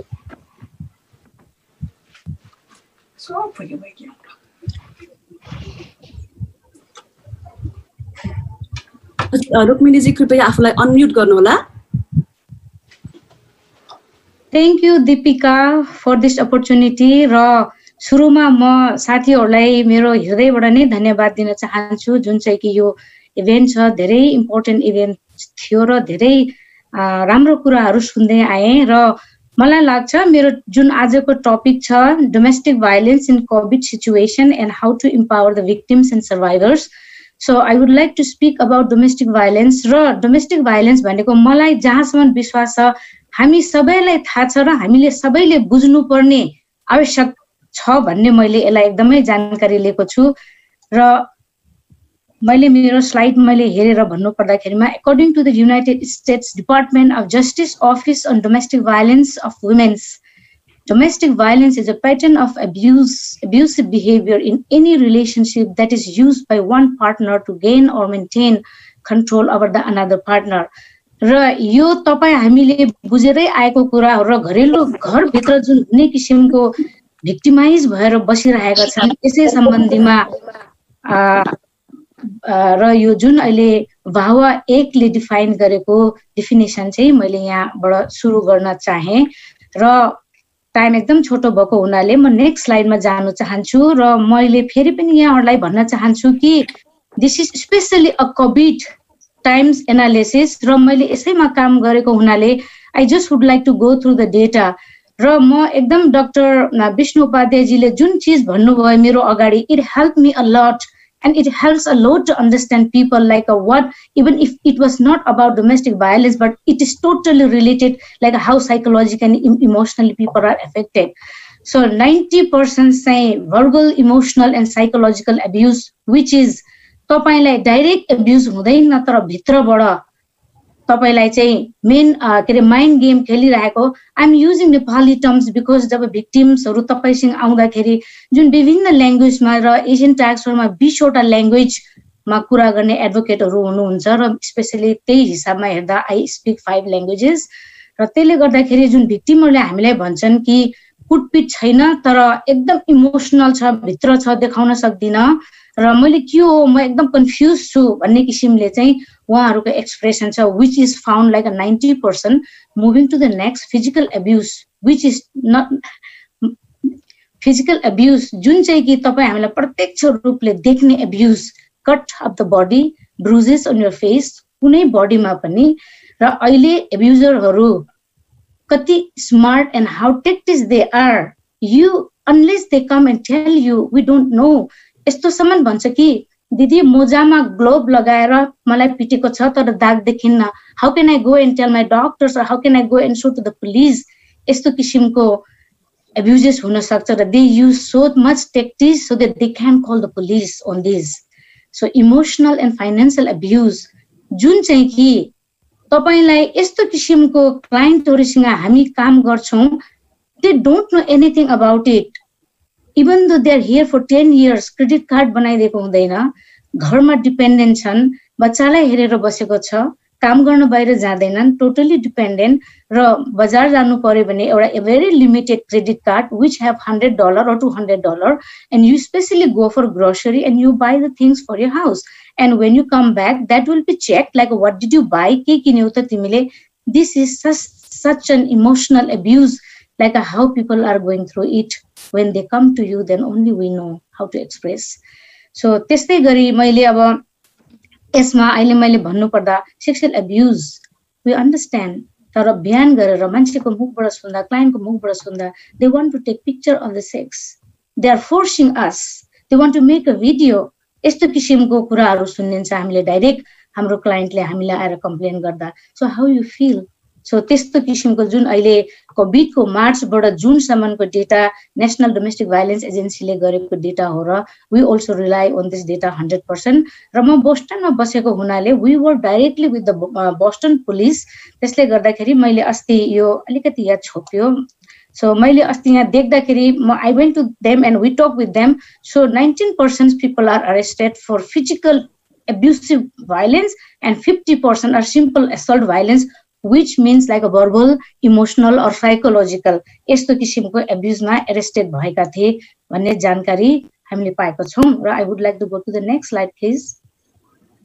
So just talking about this contact age and contact type, हामी सबैलाई थाहा छ, तैपनि I would like to talk about COVID को time मा कस्तो किसिमको कुन age group ले they contact us and कुन age type, कुन gender type or कुन age type. I can mirror left hand side, maybe from your side, that is the right hand side, you can clearly see that the contact age, I will just see that like a purple color, bright purple color and light purple color, ma duitala gap chu, age between 19 to 45 years, they are really high risk group. किनभने त्यतिखेर early child marriage, even America मा पनि early child marriage छ, they can't take the decision, दुवै जना काम गर्ने, त्यसपछि busy life, they cannot have time to talk for the family, so त्यहाँबाट झगडा सुरु हुने, misunderstanding सुरु हुने. So from age 19 to 45 we found it to be a very high risk age group, I think, and we all have to agree with that. And so moving to the next slide, like next slide means I would like to go to the same time, please can you go back. So contact time here, धेरै कन्ट्याक्टहरु आउँछ हाम्रो हटलाइनमा, धेरै contact आउँछ, तर looking at this red picture, it is like a 57% of the contact type are women. 57% of contact type are women. Even in this COVID situation, domestic violence has been drastically increased. So let's go to the next slide. It doesn't mean that. So when I talk about the gender identity, we still have male callers 15% and A-tax मा हामीले अहिले पनि male victims हरु छन्, survivors छन्, हामी उनीहरुसँग पनि काम गरिरहेका छौं. सुन्नुमा महिलाको धेरै छ, यहाँनेरि हजुरहरुले प्रत्यक्ष रूपमा देख्न सक्नुहुन्छ. Unknown and other types, 6% I will say. उहाँहरुले phone गर्नुहुन्छ तर भन्नुहुन्न, उहाँको नामहरु पनि भन्नुहुन्न र को हुँ, I just want to know for my friend र मैले मेरो लागि हो, म जरुरी पर्यो भने तपाईहरुलाई पछि फोन गर्छु भन्ने त्यस्तो किसिमको फोन पनि हामीलाई आउँछ. Let's go to the next slide please. So मैले अघि अलिकति emphasize गरे. So 1 in 3 women and 1 in 4 men, looking at this picture, also clearly we can see both men and women are victim, and when we compare women's numbers are more. So यसमा म एउटा सर्भाइभरको story भन्न चाहन्छु. So because like that is very very important that has happened in COVID. June 16, 2020 at 2 AM मलाई एउटा phone आयो र phone आउँदाखेरि मैले हेलो हेलो भने सुनिराख्नु, that is not a Nepali, she is non-Nepali speaker, सुनिराख्नु भएको छ भने सुनेको छु भने रोयो, एकदम साह्रो, एकदम रोयो. And to me it feel likes एकदमै जख्मी भएको लायन चाहिँ जङ्गलमा गर्जराएर रुँदाखेरि पुरा थरथर कामेर ऊ एकदमै त्यस्तो भएको बेलामा भने मेरो बाबा एकदम बिमार छन् तर म जान सक्दिनँ, म बन्दितमा बसेको छु, मेरो 2टा बच्चा छ, कोभिडको टाइम छ र प्लस मलाई मेरो बाबाले एउटा छोरी मान्छे भएको पनि पढाएको थियो. म एकदम गरिब किसानको छोरी, मेरो गाउँमा म एक्लै महिला थिएँ जो म स्कुल जान्थेँ. तर 5 वर्षदेखि बढी भयो मेरो बिहा भएको, 2टा बच्चा. मलाई घरमा बाँधेर राखेको छ, आम बिङ हस्टाइल. मैले बाहिर हेर्नु पर्दा झ्यालबाट हेर्छु र बिहानदेखि बेलुका मेरो बाबा आमाको सपना, धेरै गरिबको छोरी भए पनि अमेरिकामा गएर बिताउनु पर्ने भाग्य लिएर आएको रहेछ भनेर आशीर्वाद दिएर पठाए. तर म आएको दोस्रो दिनमा घरको मान्छे को थियो मैले चिनिनँ. मेरो बुढालाई मैले चिनेथेँ किनभने उहाँले बिहा गरेर मलाई छोडेर म पछि आएको हो र उहाँको आनी बानी के थियो मलाई थाहा थिएन. बिहा आएको अमेरिकामा आएको दोस्रो दिनदेखि भात पकाउन थालेको, बिहान 5 बजी उठ्नु पर्थ्यो, राति 10 बजीसम्म. This is the same story we hear. तर दिदी $1 पनि मैले देखेको थिइनँ, मेरो घरको चाबी पनि थिएन र जुत्ताको बरु भेल्यु छ तर मेरो भेल्यु छैन, मैले खाएँ कि खाइनँ उनीहरूलाई मतलब छैन. She said. And how I was being introduce. उहाँ बिमारी भयो, एकदम बिमारी हुँदा उहाँको हस्बेन्डले हस्पिटल लिएर गए. हस्पिटलमा जाँदा डक्टरले चाहिँ उसलाई एकदम शङ्का गर्यो कि तिमीलाई यस्तो हुन्छ, मतलब उसले भन्न डराइन्. तर नेक्स्ट टाइम डक्टरले भन्यो तिमी डराउनु हुँदैन, म एकजना मेरो साथीलाई बोलाउँछु, तिमी उसी कुरा गर, maybe your culture is same, तपाईँ इन्डियाबाट ऊ नेपालबाट, सायद तिमीहरूको भाषा मिल्छ होला. म गएँ त्यो ठाउँमा, गइसकेपछि भेट भयो मेरो टाइम. ओके. सो त्यो गर्दाखेरिमा कस्तो भयो भने महिला भएर जन्मेको थिएँ, एकदम श्राप हो भन्थे. तर तपाईँको अर्गनाइजेसनले पाएर जब आज मेरो रिस्ट्रेनिङ अर्डर, मेरो चाइल्ड कस्टडी, चाइल्ड सपोर्ट जुन पाएको छु, यो देशमा धेरै चिज रहेछ बोल्न सक्नेहरूलाई र थाहा पाउनेहरूलाई. I am very proud to be a women भनिन् र अझै थियो कुरा. तर अहिले म यति नै, how you empower them, how she is being empower भन्ने कुराहरू छ. Let's go to the next slide please. So being said that the story of the survivors and being you have faced, you heard what we can do. हामी के गर्न सक्छौं as an individual. We must not be the expert of the same area. We must not be the expert of domestic violence. And you don't need to be an expert of domestic violence. But what we can do, listen to them. Listen to them, please. Listen to them. And respect their confidentiality. उहाँले तपाईलाई एकदम विश्वासको साथमा आएको हुन सक्छ, phone गरेको हुन सक्छ या भेटौँ भनेको हुन सक्छ. Support the decision. यस्तो भइरहेको छ, के गरौँ, कसो गरौँ. At this time, things to do, what you can say. Are you ready? तपाईलाई थाहा भएको कुरा. Are you ready? What support you need from me? Do you need that I should call police for you? Do you need doctor support? Do you need an attorney? त्यो बेलामा उनीहरूको mind एकदम puzzle भएको हुन्छ र एकैछिनमा म भताभङ हुन्छ मन. तर रिबिल्ड गर्नको लागि you give a chance. Are you ready? These are the steps. त्यतिखेर उहाँले भन्छ म सोच्छु एकचोटि फेरि प्लिज. त्यतिखेरमा हामीले, तपाईँ हामी जस्तो मान्छेले, we may be expert, we may not be expert. Let's not judge them. तिमीले केही गल्ती गर्यो होला र न यो हुन गयो. परिवारकै मान्छेले भन्छ सिनेमा हेर्न गयो तिमी यस्तो भयो. I'm not gonna bring here those kind of filthy examples because I'm talking today here what has happened to them and what they said to me directly every day in this 9 years of time. So don't judge to them. Help them to think over what they want to do. Do not rush. You can do this, you can do that. No. She knows what to do. You are just a supporter. You just facilitate the support. Just build her. उ टुटिसकेको छ भने उलाई build गर्ने कोसिस गर्ने नै हाम्रो responsibilities. र यसमा मैले एउटा के जोड्न चाहन्छु भने, and talking about one day is not enough. We have to organize this kind of events. We have to talk about this domestic violence 100 of times. Start from your families. Both garo cha, sensitive issue, family matters. Why should I poke my nose on somebody's family matters? No. Ke gardida support huncha ki? Be social, be supportive. Tele gardaखेरिमा it's not easy. चुपचाप बस्ने भइहाल्यो, not my problem. किन अर्काको tension दिने? I think that is just like you are seeing a crime and running away. That is what I mean to say in this event today, and that is what my strongest point. Listen to them, please, and be supportive to them. Let's go to the next slide, please. So, Isma, then what I do, what I want to say, even they come to you confused, unclear, perplexed, disoriented, bewildered, build them, try to focus, try to build their emotional pain, psychological effect. एकदम पागल जस्तो भएको छ, तर build them slowly and bring them to the streamline. Show them the path that you know. Give them the resources that you know. Give them the phone number that you know. They are so powerful people out there. They themselves are the masters of their life, not we, but we need to support them. We need to support them, be there for them. So by saying this, I just want to quote like a ATAX-ले अहिले पनि हामीले 24/7 hotline मा services गरिरहेको छौं. The first protocol for ATAX is to protect the staff. हामी 45 जना छौं र now we are working from home.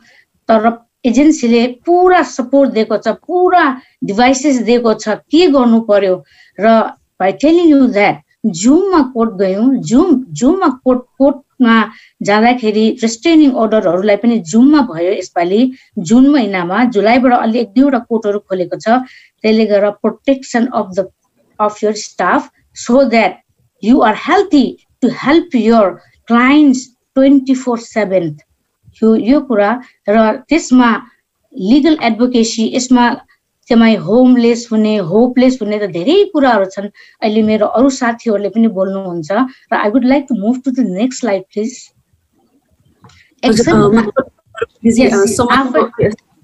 Okay.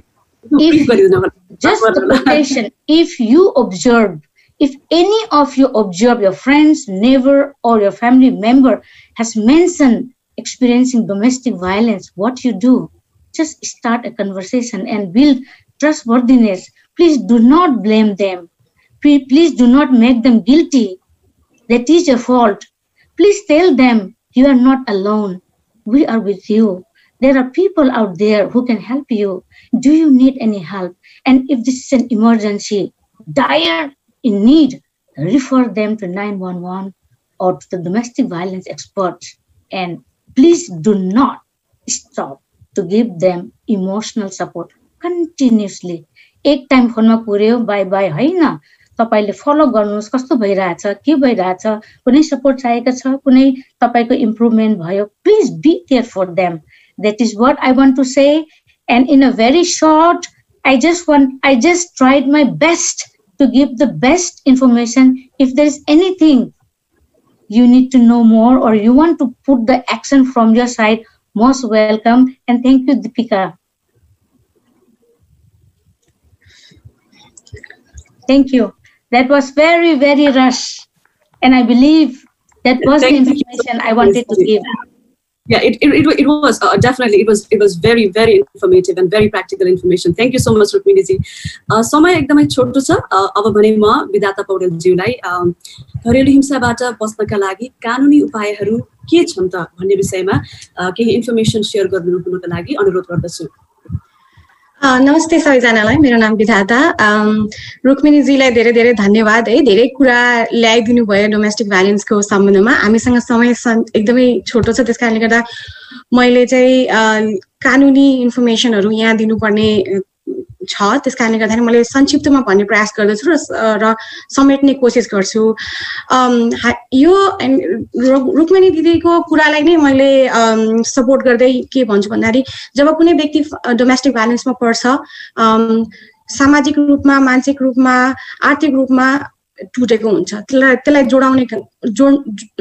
जोडाउने काम गर्नुपर्छ र जोडाउनु भनेको चाहिँ त्यति सजिलो काम होइन यसमा यो भनेको कोलाबोरेटिभ एफर्ट हो सबैको सहयोग साथ एकदमै चाहिन्छ त्यसमा अब हैन राज्यदेखि लिएर समाजदेखि लिएर परिवार सबैको साथ एकदमै आवश्यक पर्दछ यो कोलाबोरेटिभ एफर्ट हो र शेयर्ड रेस्पोन्सिबिलिटीको भावना सबैमा हुनुपर्छ जस्तो लाग्छ मलाई चाहिँ र जब एउटा व्यक्तिलाई डोमेस्टिक भाइलेन्स हुन्छ त्यो व्यक्तिको सबैभन्दा पहिला त उसको जोखिममा पर्छ उसको सेफ्टी खतरामा पर्छ र उसको सेफ्टीलाई कसरी हामीले उसको सुनिश्चित गर्ने त उसको सेफ्टीलाई र भिक्टिमले यो कुरा के बुझ्नुपर्छ भने पहिलो कुरा त कि तपाईहरुको लागि सर्भिसेसहरु उपलब्ध छ तपाईहरु एब्युसिभ रिलेसनशिपबाट बाहिर निस्किन सक्नुहुन्छ प्लिज एब्युसिभ रिलेसनशिपमा नबस्नुस् धेरै उपायहरु छन् धेरै सर्भिसेसहरु अवेलेबल छन् तपाईहरुको लागि तपाईहरुले त्यो कुरा जान्नु जरुरी छ एकदमै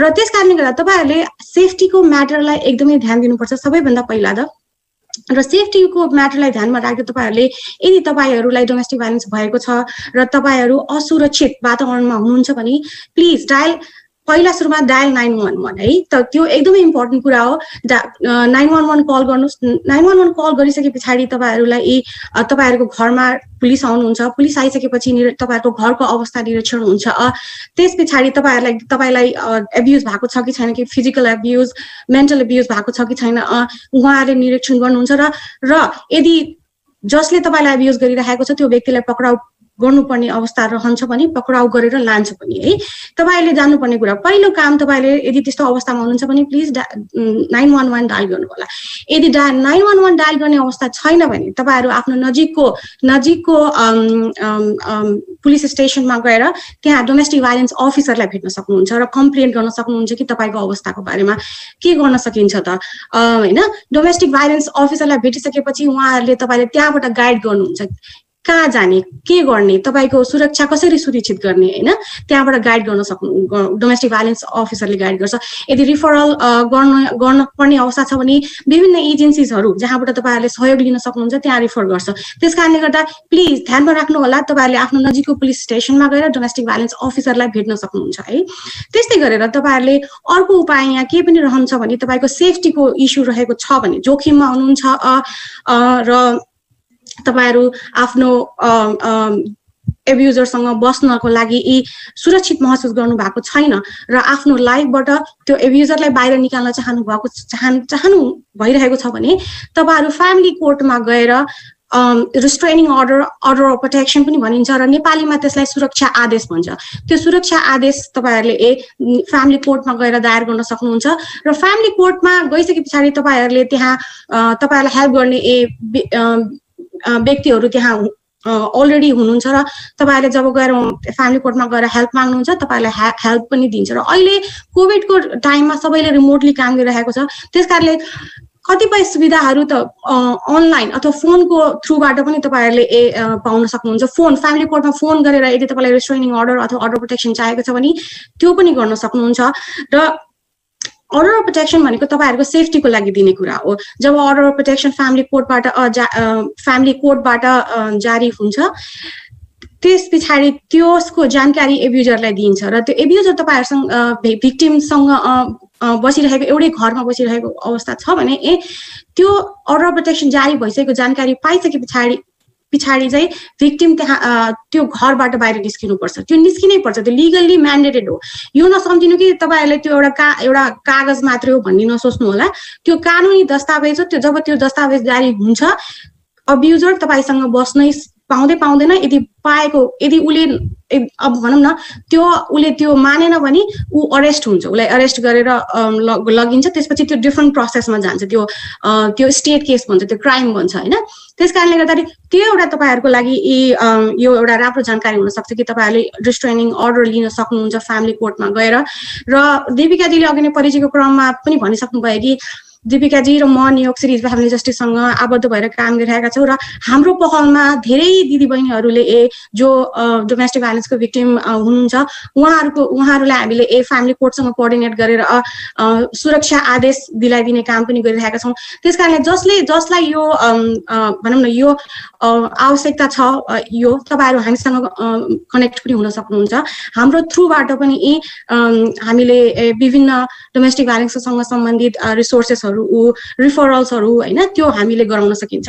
र अर्को कुरा म यहाँ के पनि जोड्न चाहन्छु भने जब कुनै व्यक्तिलाई डोमेस्टिक भाइलेन्स हुन्छ उसलाई लिगल सपोर्टको पनि आवश्यकता पर्दछ, किनभने डोमेस्टिक भाइलेन्स भनेको घरभित्र हुने कुरा हो, श्रीमान श्रीमतीको बीच अथवा परिवारको एउटा मेम्बरले अर्को मेम्बरलाई गरेको एब्युज, त्यसैलाई नै डोमेस्टिक भाइलेन्स भनिन्छ। त्यस कारणले गर्दाखेरि जब डोमेस्टिक भाइलेन्स हुन्छ त्यहाँ डिभोर्सको कुरा हुनसक्छ, चाइल्ड कस्टडीको कुरा हुनसक्छ, चाइल्ड सपोर्टको कुरा हुनसक्छ होइन। र अमेरिकामा कानुनी सेवा एकदमै महँगो मानिन्छ र म यही फोरमबाट म के पनि जानकारी दिन चाहन्छु भने प्लिज हामीसँग जोडिनु होइन। हामीले उपलब्ध गराउने सर्भिस भनेको फ्री सर्भिसेस हो। कति व्यक्तिहरूलाई त यो पनि थाहा छैन कि फ्री सर्भिस कानुनी सेवा उपलब्ध हुन्छ। त्यसकारणले तपाईँहरूलाई यदि आफ्नो हस्बेन्डसँग डोमेस्टिक भाइलेन्स सहेर बसिराख्नु भएको छ, वाइफसँग डोमेस्टिक भाइलेन्स सहेर बस्नु भएको छ र डिभोर्स गर्नुपर्ने अवस्था छ, चाइल्ड कस्टडी कोर्टमा दायर गर्नुपर्ने अवस्था छ र चाइल्ड सपोर्टको लागि लड्नुपर्ने अवस्था छ भने र कानुनी सर्भिस तपाईँहरूले खोजिराख्नु भएको छ भने हामीसँग जोडिन सक्नुहुन्छ। हामीले तपाईँहरूलाई हेल्प गर्न सक्छौँ त्यो कार्यमा। र अर्को कुरा के पनि म यहाँ जोड्न चाहन्छु भने मैले यो धेरै फोरमहरूमा भनिरहेको कुरा हो कि पहिला पनि कि इमिग्रेसन पनि एउटा यस्तो कुरा हो कि जसले धेरै महिला दिदीबहिनीहरू स्पेसली अमेरिकामा होइन इमिग्रेसनकै कारणले डोमेस्टिक भाइलेन्समा परिरहेको अवस्था छ। मैले धेरै पटक यो कुरा बोली पनि सकेको छु र अहिले पनि म के जानकारी दिन चाहन्छु भने प्लिज तपाईँहरूको इमिग्रेसनकै स्ट्याटसको कारणले गर्दाखेरि एब्युज सहेर एब्युजरसँग बसिराख्नु भएको छ भने कृपया नबस्नु होला, किनभने कानुनमा व्यवस्था छ कि जो व्यक्ति डोमेस्टिक भाइलेन्सको बाट गुज्रिराख्नु भएको छ त्यो व्यक्तिले आफ्नो लागि आफै पिटिसन ग्रीन कार्डको लागि पिटिसन गर्न सक्नुहुन्छ। कृपया म फेरि पनि दोहोऱ्याउन सक्छु, आफ्नो लागि आफै ग्रीन कार्ड पिटिसन गर्न सक्नुहुन्छ। त्यसकारणले गर्दाखेरि इमिग्रेसन तपाईँहरूको लागि एउटा बाधक भइरहेको छ र तपाईँहरू कन्टिन्युअसली एब्युजरसँग बसिराख्नु भएको छ भने कृपया प्लिज नबस्नु होला, किनभने आफ्नो लागि आफै तपाईँहरूले ग्रीन कार्ड पिटिसन गर्न सक्नुहुन्छ। त्यो कानुनी प्रावधान हो त्यो। त्यस कारणले गर्दाखेरि र अर्को कुरा धेरै यहाँ उठिरहेको कुरा के पनि हो भन्दाखेरि चाहिँ धेरै महिला दिदीबहिनीहरूले अनइम्प्लोयमेन्ट इन्सुरेन्स लिइराखेको अवस्था छ पेन्डेमिकको कारणले गर्दाखेरि। र हामीलाई प्रश्न के पनि आउँछ भन्दाखेरि तपाईँको मेरो इमिग्रेसन प्रोसेसिङ चलिरहेको छ, मैले लिएको अनइम्प्लोयमेन्ट इन्सुरेन्सले मेरो इमिग्रेसन प्रोसेसिङलाई ह्याम्पर गर्छ कि गर्दैन भन्ने कुराहरू पनि धेरै उठिरहेको छ। र यसमा म के भन्न चाहन्छु भने यदि तपाईँहरूको ग्रीन कार्ड प्रोसेस चलिरहेको छ र साथसाथै तपाईँहरूले अनइम्प्लोयमेन्ट इन्सुरेन्स लिइराख्नु भएको छ भने तपाईँहरूलाई पब्लिक चार्ज रुल लाग्दैन। तपाईँको इमिग्रेसन प्रोसेसिङमा यसले कुनै पनि ह्याम्पर गर्दैन, किनभने अनइम्प्लोयमेन्ट इन्सुरेन्सलाई पब्लिक चार्ज अन्तर्गत त्यो पर्दैन। यदि तपाईँहरूले होइन अरू पब्लिक बेनिफिट लिइराख्नु भएको छ जस्तै क्यास assistant, child care assistant, rental assistance अनि रेन्टल असिस्टेन्स त्यस्तै गरेर फुड स्ट्याम्प होइन यस्ता चिजहरू असिस्टेन्स लिइराख्नु भएको छ भने त्यति बेला तपाईँहरूलाई पब्लिक चार्ज रुल लाग्न सक्छ र तपाईँको इमिग्रेसन प्रोसेसिङमा त्यसले इम्प्याक्ट पार्न सक्छ। तर अनइम्प्लोयमेन्ट इन्सुरेन्स लिइराख्नु भएको छ भने त्यो पब्लिक बेनिफिट अन्तर्गत पर्दैन र त्यसले त्यो पब्लिक चार्ज रुल तपाईँहरूलाई लाग्दैन। फेरि पनि म अर्को कुरा यहाँ के पनि जोड्न चाहन्छु भन्दाखेरि पब्लिक चार्ज रुलको पनि एक्सेप्सन छ है, अपवाद छ। मैले अहिले भर्खरै जुन कुरा बोलेँ त्यो कुरा भनेको नर्मल प्रोसेसिङ इमिग्रेसन प्रोसेसिङमा लाग्ने कुरा, सबैलाई लाग्ने कुरा हो। तर डोमेस्टिक भाइलेन्समा को हकमा पब्लिक चार्ज रुलले पनि एक्सेप्सन खडा गरेको छ। त्यो एक्सेप्सन के हो भन्दाखेरि चाहिँ कुनै पनि व्यक्ति यदि डोमेस्टिक भाइलेन्समा परेको छ र उसको इमिग्रेसन प्रोसेसिङ चलिरहेको छ भने र त्यो अवस्थामा उसले पब्लिक बेनिफिट लिइरहेको छ, जस्तै चाइल्ड केयर असिस्टेन्ट हुनसक्छ, क्यास असिस्टेन्ट हुनसक्छ, फुड स्ट्याम्प हुनसक्छ, मेडिकेड हुनसक्छ होइन, यी यावत कुराहरू लिइराख्नु भएको छ भने डोमेस्टिक भाइलेन्स को भिक्टिमहरूलाई पब्लिक चार्ज रुल लाग्दैन। यो तपाईँहरूले जानकारी बुझिराख्नु पर्ने कुरा हो होइन। डोमेस्टिक भाइलेन्सको भिक्टिमलाई चाहिँ पब्लिक चार्ज रुल लाग्दैन। Victim of the domestic violence immune to public charge rule. त्यस कारणले गर्दाखेरि कृपया नडराउनु होला यदि तपाईहरुको इमिग्रेसन प्रोसेसिङ चलिरहेको छ र तपाईहरु अन्यलमा हुनुहुन्छ कि के हुन्छ त यदि मैले त्यो बेनिफिटहरु लिएको खण्डमा भनेर तपाईहरुलाई लाग्दैन त्यस्तो। र अर्को कुरा म के पनि जोड्न चाहन्छु भने मैले नेपालमा डोमेस्टिक भाइलेन्समै काम गर्थेँ र अमेरिकामा आएर पनि अहिले डोमेस्टिक भाइलेन्समै काम गर्ने मौका पाइरहेको छु। मलाई पहिला कस्तो लाग्थ्यो भन्दाखेरि डोमेस्टिक भाइलेन्स भनेको त विकास भनौँ न विकास उन्मुख अथवा डेभलपिङ कन्ट्रिजहरुको मात्र प्रब्लम होला भन्ने जस्तो लाग्थ्यो। तर अमेरिकामा आएर थाहा पाएँ कि डोमेस्टिक भाइलेन्स भनेको युनिभर्सल प्रब्लम रहेछ हैन। संसारभरिको महिलाहरू डोमेस्टिक भाइलेन्सबाट अफेक्टेड हुनुहुन्छ र त्यसमा मलाई लाग्छ नेपाली समुदायको महिला दिदीबहिनीहरू पनि अछुतो हुनुहुँदैन। नेपाली समुदायको महिला दिदीबहिनीहरू पनि डोमेस्टिक भाइलेन्सले इक्वली अफेक्टेड हुनुहुन्छ अमेरिकामा हैन। तर मलाई एउटा कुरा के दुःख लाग्छ भने कति हामीले साउथ एसियन कम्युनिटीसँग एकदम काम गर्छौँ, पाकिस्तानी बङ्गलादेशको महिलाहरू हैन, अनि त्यसपछि अरबिक महिलाहरू स्पेनिस महिलाहरूसँग धेरै काम गर्छौँ। तर हाम्रै समुदायको महिलाहरू आउनु हुँदैन। मैले यहाँ बुझ्न खोजेको कुरा मलाई कस्तो लाग्छ भने कि त हाम्रो समुदायमा डोमेस्टिक भाइलेन्स नै छैन कि त डोमेस्टिक भाइलेन्स भएर पनि उहाँहरू साइलेन्ट भएर बसिराख्नु भएको छ। उहाँहरू अब खै त्यो एउटा कल्चरल कुरा पनि हुनसक्छ किनभने हामीलाई सानैदेखि चुप लागेर बस्न सिकाइन्छ हैन, घरको कुरा घरमै राख्नुपर्छ बाहिर निकाल्नु हुँदैन भनेर सिकाइन्छ, जुन कुरा मलाई लाग्छ एकदमै गलत कुरा हो हैन। सेवा र सुविधाहरू उपलब्ध छन् त्यो तपाईहरुकै लागि हो र कतिपय सेवाहरू हामीले यहाँ अहिले डिस्कस गर्न गइरहेका छौँ र गरि पनि रहेका छौँ, त्यो सबै फ्री सर्भिसेस हो। उर्मिला दिदीले सेल्टरको बारेमा भन्नुहुन्छ किनभने जब एउटा व्यक्ति डोमेस्टिक भाइलेन्समा पर्छ त्यसको आर्थिक सामाजिक मानसिक सबै कुराले उसलाई असर पर्छ हैन। हाउसिङको कुरा हुन्छ, कहाँ जाने भन्ने कुरा, त्यसमा सेल्टर छ, सेल्टर जानुको फाइदा पनि छ बेफाइदा पनि छ। यो सबै कुराहरू मलाई लाग्छ नेपाली समुदायको महिला दिदीबहिनीहरूले जान्न एकदमै जरुरी छ। प्लिज तपाईहरुले हैन यो कुराहरू बुझ्नु कि यी तपाईहरुको लागि हेल्प उपलब्ध छ, तपाईहरु त्यहाँ आउनुपर्छ। र म यही फोरमबाट के पनि भन्न चाहन्छु भने हामी न्युयोर्क सिटी फ्यामिली जस्टिस सँग आबद्ध छौँ, हामी डोमेस्टिक भाइलेन्सकै भिक्टिमहरुको लागि काम गर्छौँ र डाइरेक्टली तपाईहरु हामीसँग पनि कनेक्ट गर्न सक्नुहुन्छ। मेरो नम्बर हो 7188417157 7188417157 र हाम्रो हटलाइन नम्बर पनि छ, म यही फोरमबाट तपाईहरुलाई उपलब्ध गराउन चाहन्छु। त्यो 800-980-6114 800-980-6114 र अर्को हटलाइन नम्बर पनि म दिन चाहन्छु तपाईहरुलाई 800-799-7233 800-799-7233। तपाईहरुले यो तीनटा नम्बरमा जुनसुकै नम्बरमा डायल गर्नु तपाईहरुको लागि डोमेस्टिक भाइलेन्स सर्भिसेसहरु उपलब्ध हुन्छ र जति पनि सर्भिसेसको कुरा गरिरहेको सबै फ्री सर्भिस हो।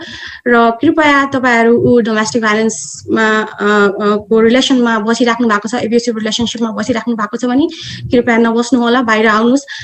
तपाईहरुको लागि हामीले साथ दिन्छौँ किनभने मैले अघि नै भनिसके यो कोलाबोरेटिभ एफर्ट हो, सबैले बुझ्नुपर्छ र कोलाबोरेसन गरेरै अगाडि बढ्यो भने चाहिँ हामी भिक्टिमलाई आर्थिक सामाजिक राजनीतिक रूपमा समाजमा फेरि पुनर्स्थापना गर्न सकिन्छ। Thank you. हजुर धन्यवाद विधाताजी। यसपछि भने म अब उर्मिलाजीलाई आफ्नो प्रेजेन्टेसनको लागि अनुरोध गर्दछु। जस्तो अब कतिपय अवस्थामा हाम्रो घरेलु हिंसाको कारणले गर्दाखेरि भर्खरै विधाताजीले पनि ब्रिफली मेन्सन गर्नुभयो, जाने ठाउँ सुरक्षित जाने ठाउँ, घर त छोडेर गइयो तर सुरक्षित जाने ठाउँ कता हो त भन्दाखेरि त्यस्तो अवस्थामा डोमेस्टिक भाइलेन्स सेल्टरले खेल्ने भूमिका चाहिँ के हो त, यो विषयमा म उर्मिला निर्दोषीजीलाई इन्फर्मेसन सेयर गरिदिनु हुनको लागि अनुरोध गर्दछु। र उर्मिलाजी माफी चाहन्छु तर समयको पाबन्दीले गर्दाखेरि कृपया छोटो आफ्नो प्रस्तुति आफ्नो प्रेजेन्टेसन दिनुहोला। धेरै धेरै धन्यवाद बहिनी दीपिका बहिनी। सर्वप्रथम यो प्रोग्राम अर्गनाइज गर्नेहरू जति सबैजनालाई मेरो धन्यवाद र म आभारी पनि हुन चाहन्छु।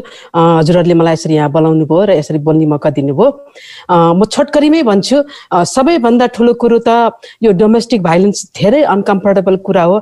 हामी कसैलाई पनि गर्न मन लाग्दैन, तर म के भन्छु भने विगत 25 वर्षको अमेरिकाको यो बसाइ र विभिन्न प्रकारका सोसियो इकोनोमिक ब्याकग्राउन्डका र विभिन्न लेभलका एजुकेसन भएका सम्पूर्णलाई यो यसले एफेक्ट गरेको छ र हरेक प्रकारका के अरे डोमेस्टिक भाइलेन्सका भिक्टिम्सहरू आउँछन्। जब म जति बेला मैले 2 वर्ष सेल्टर डाइरेक्टर भएर काम गरेँ एउटा इलिनोइको एटर्नी जेनरल अन्तर्गतको एउटा प्रोग्राममा, म त्यसैको आधारमा एक्सपिरियन्समा म भन्छु यो धेरै अनकम्फर्टेबल सिचुएसन हो, तर यसलाई हामीले सबभन्दा पहिला म हजुरहरू सबैजनालाई फर्मबाट भन्छु, यो 0 टलरेन्स हुनुपर्छ। हामीले यसमा अघि विधाता बहिनीले भन्नुभयो, हाम्रो के अरे रुक्मिनी बहिनीले भन्नुभयो, यसको लागि हामीले चाहिँ नि हाम्रो के अरे कम्युनिटीले बोल्नै आउँदैन भनेर हामीले we have to speak up, we have to speak up. हामीलाई एउटा सानो एउटा कुरा मैले भन्न चाहन्छु यहाँ, यो एउटा के अरे उसको लागि हामीले हाम्रो एउटा सोसाइटीले हामीलाई चाहिँ जे चिज पनि सुहाएर बस्छ, यसलाई बोलिरहनु हुँदैन, तिमी बाहिर जानु हुँदैन भन्ने जुन एउटा कल्चरले हामीलाई सिकाइयो र हामीलाई कहिले पनि प्रायोरिटाइज र आफू के अरे इम्पोर्टेन्स हुने कुरा चाहिँ नसिकाएको कारणले हामीले यो गऱ्यौँ कि यो दोहोऱ्यायौँ कि। म भन्छु हेर्नुहोस् हजुरहरू, हामी सबैजना आएका छौँ, हामी सबैले प्लेन चढेका छौँ। प्लेनमा चढ्ने बेला सबभन्दा पहिला हजुरहरूलाई त्यहाँ के अरे प्लेनका क्रुजहरूले भन्छन् के अरे सुरु हुनुभन्दा अगाडि के अरे यदि अक्सिजन के अरे प्लेन क्रास हुन लाग्यो भने अक्सिजन मास्क खस्छ, तिमीसँग सँगै बसेको बच्चा छ भने पनि बच्चालाई पनि नलगाऊ, पहिला तिमीलाई लगाऊ भनेर भने हुन्छ। हामीले त्यो कुरालाई मनन गरौँ यो डोमेस्टिक भाइलेन्सको चाहिँ नि के अरे इस्युजमा चाहिँ नि हजुर, किनभने हामी पहिला हामी आफ्नो पहिलो आफू चाहिँ इम्पोर्टेन्ट भन्ने कुरालाई हामीले पहिलो प्रायोरिटी दिन्छौँ। अब मैले लाग्छ, अब म भन्छु म आफ्नो चाहिँ नि के अरे सेल्टरको कुरा। सेल्टर हरेक स्टेटमा डिफ्रेन्ट तरिकाले चलाइएको हुन्छ। त सेल्टर यहाँ यो के अरे इलिनोइको जुन ठाउँमा मैले काम गरेको थिएँ, त्यो ठाउँमा हामीले एज अ डिरेक्टर हामीले अप टु द 8 विक्स चाहिँ नि हामीले भिक्टिम्सलाई र भिक्टिम्सको परिवार बच्चासहित लिएर आएकोलाई हामीले सम्पूर्ण चिजहरू प्राप्त के अरे उपलब्ध गराउँछौँ। बच्चा आएको के अरे केही समयमै के अरे 2 दिनभित्रमा चाहिँ नि के अरे सेल्टर डिरेक्टरले चाहिँ नि एजुकेसनको लागि प्राप्त के अरे पठाइदिन्छ। त्यसमा सबै ट्रान्सपोर्टेसन, खाना र इन्सुरेन्स सम्पूर्ण चिजहरू कभर हुन्छ। अब 8 हप्ताले भन्नु होला, अब 8 हप्ताले कसरी पुग्छ त? किनभने हरेक अघि बहिनी के अरे हाम्रो रुक्मिनी बहिनीले भन्नुभयो, उनी आउँदा त यो ब्रेनै चाहिँ नि के अरे मत्तल भएर आएकी हुन्छन्। त्यस्तो अवस्थामा 8 हप्ताले के गर्ने त? सेल्टर डिरेक्टरको अर्को अथोरिटी हुन्छ अप टु द 12 विक्स राख्न सक्छ। 12 हप्ता राख्दाखेरि त्यो 12 हप्तामा के अरे सेल्टर डिरेक्टरले अर्को के गर्न सक्छ भने त्यहाँका एडभोकेट्सहरूले मिलाएर एउटा इन्डिभिजुअल सपोर्ट प्लान बनाउँछन् उनीहरूको लागि। सर्टेन गोलहरू चाहिँ आएको दिनदेखि नै सर्टेन गोलहरू सेट गर्छन् उनीहरूले।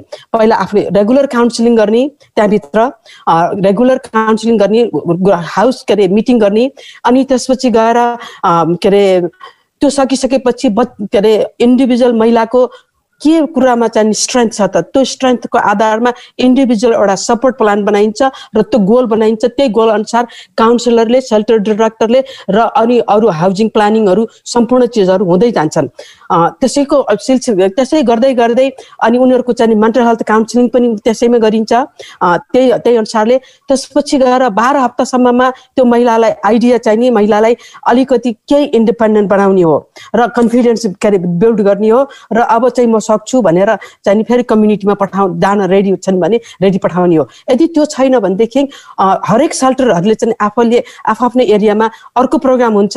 हाम्रो के अरे हामी यो इलिनोइमा र हाम्रो मिजोरीमा छ एउटा प्रोग्राम, अप टु द 2 वर्षसम्म हामीले अर्को एउटा सेफ हाउसमा लगेर राखिदिन्छौँ उहाँहरूलाई।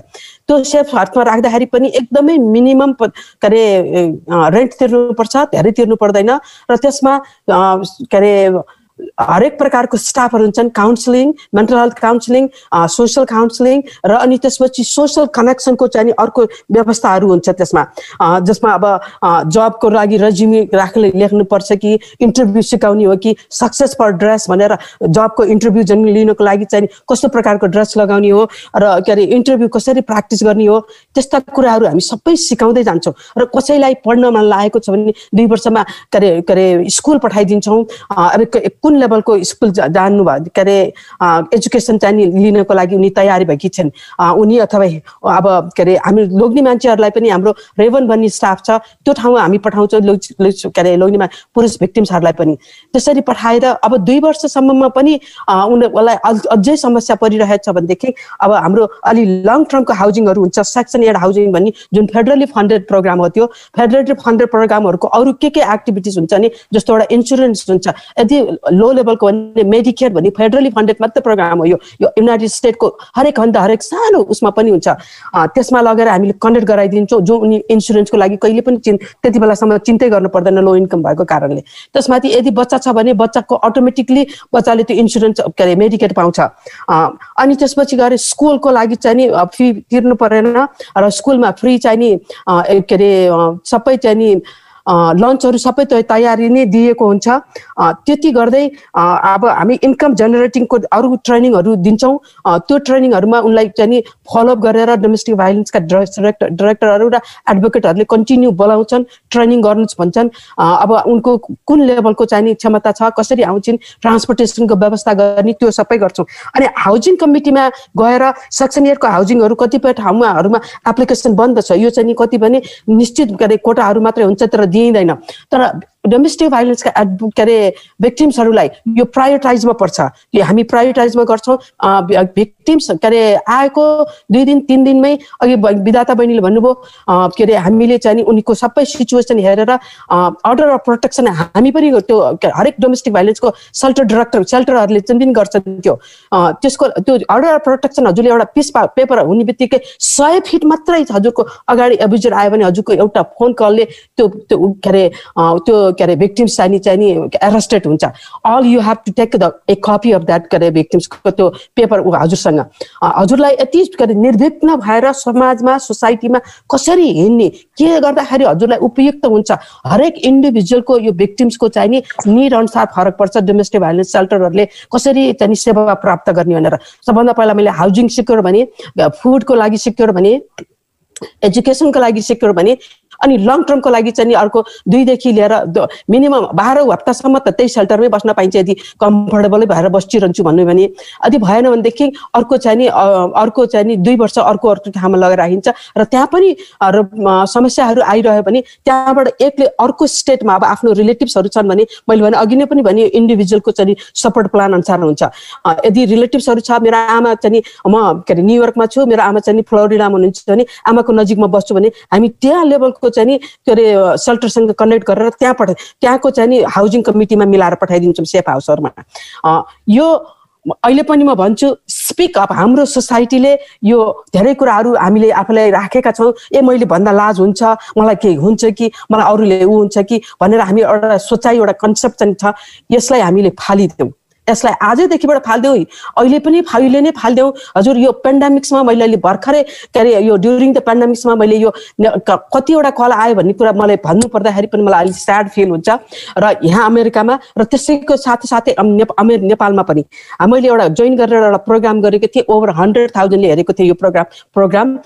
यसबाट धेरैजना बेनिफिट पनि हुनुभएको छ. र मैले भन्छु अर्को पनि हाम्रो यो कम्युनिटीमा हामी कनेक्टेड छौँ नेपालसँग र यहाँसँग. यदि हजुरहरूको हाफ महिला दिदीबहिनी त्यही नै हुनुहुन्छ, दाजुभाइ त्यहाँबाट यहाँ पनि एउटा अब्युजको रिलेसनसिप चाहिँ नि डाइनामिक फ्यामिलीहरू नहुँदाखेरि र नबुझ्दाखेरि त्यो भइरहेको देखिएको छ.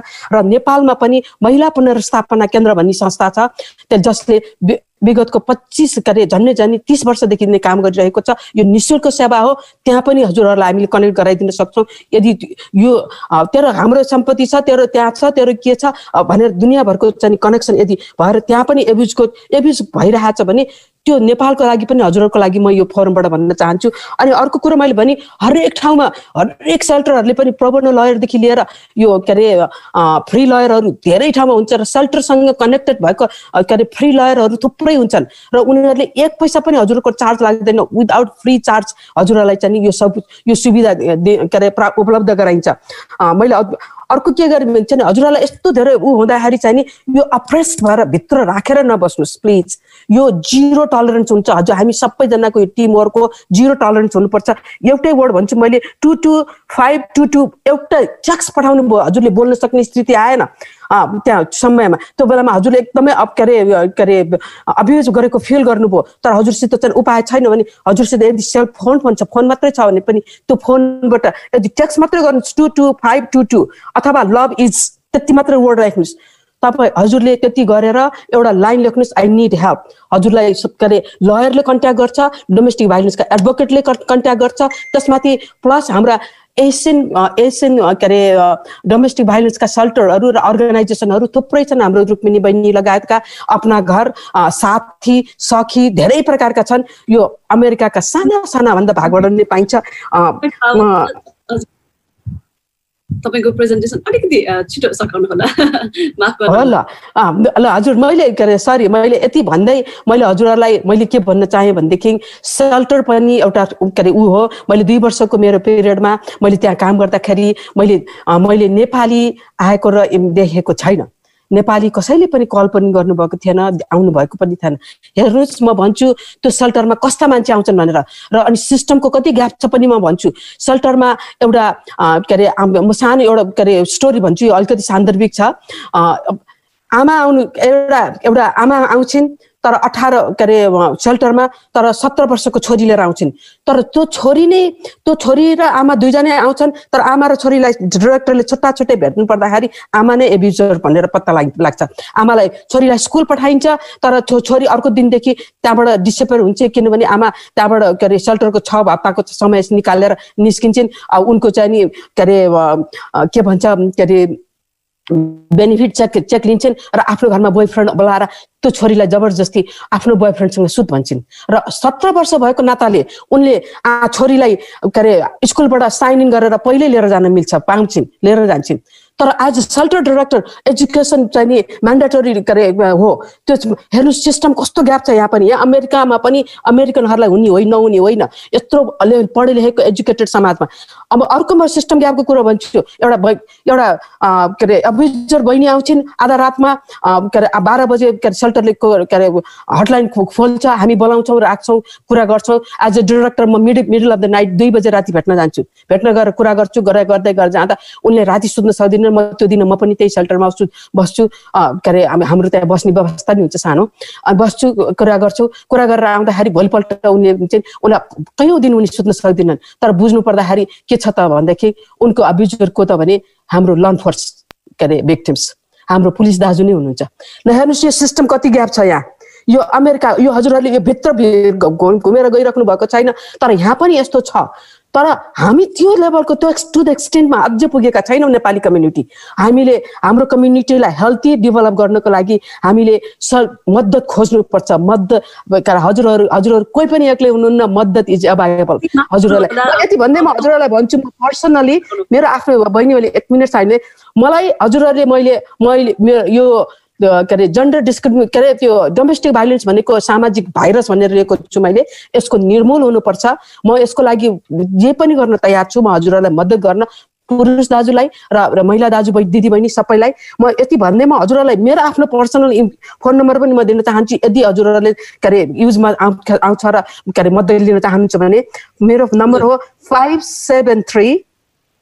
342 9213 म रिपिट गरेँ 573 342 9213 डोमेस्टिक भाइरस हो यसलाई बन्द गर्नुपर्छ हस् हजुर भाइ के अरे बहिनी धेरै धेरै धन्यवाद यसको अपर्च्युनिटीको लागि थ्याङ्क यू सो मच उर्मिलाजी र समयको पाबन्दीले गर्दाखेरि मैले तपाईँलाई बेला बेलामा चाहिँ समय छुट्याउनु भनेर भन्नु पर्यो त्यसको लागि माफी चाहन्छु अब भने म यो अमेरिकामा कोरोना भाइरसको महामारी सुरु भएपछि घरेलु हिंसामा परेका नेपालीहरूलाई सहयोग गर्ने उद्देश्यले नै गैर आवासीय नेपाली सङ्घले जुन यो 24 घण्टाको 24 आवर हटलाइन सेवा सुरु गरेको छ यो हटलाइन सेवामा सम्पर्क गर्दा के कस्तो सहयोग पाइन्छ भन्ने विषयमा जानकारी गराइदिनु हुनका लागि म दीक्षा बस्नेतजीलाई अनुरोध गर्दछु नमस्ते थ्याङ्क यू दिपिकाजी समयको लागि त्यसै गरी यो टपिक राखेर हामीलाई यो डिस्कसन गर्ने समय दिनुभएकोमा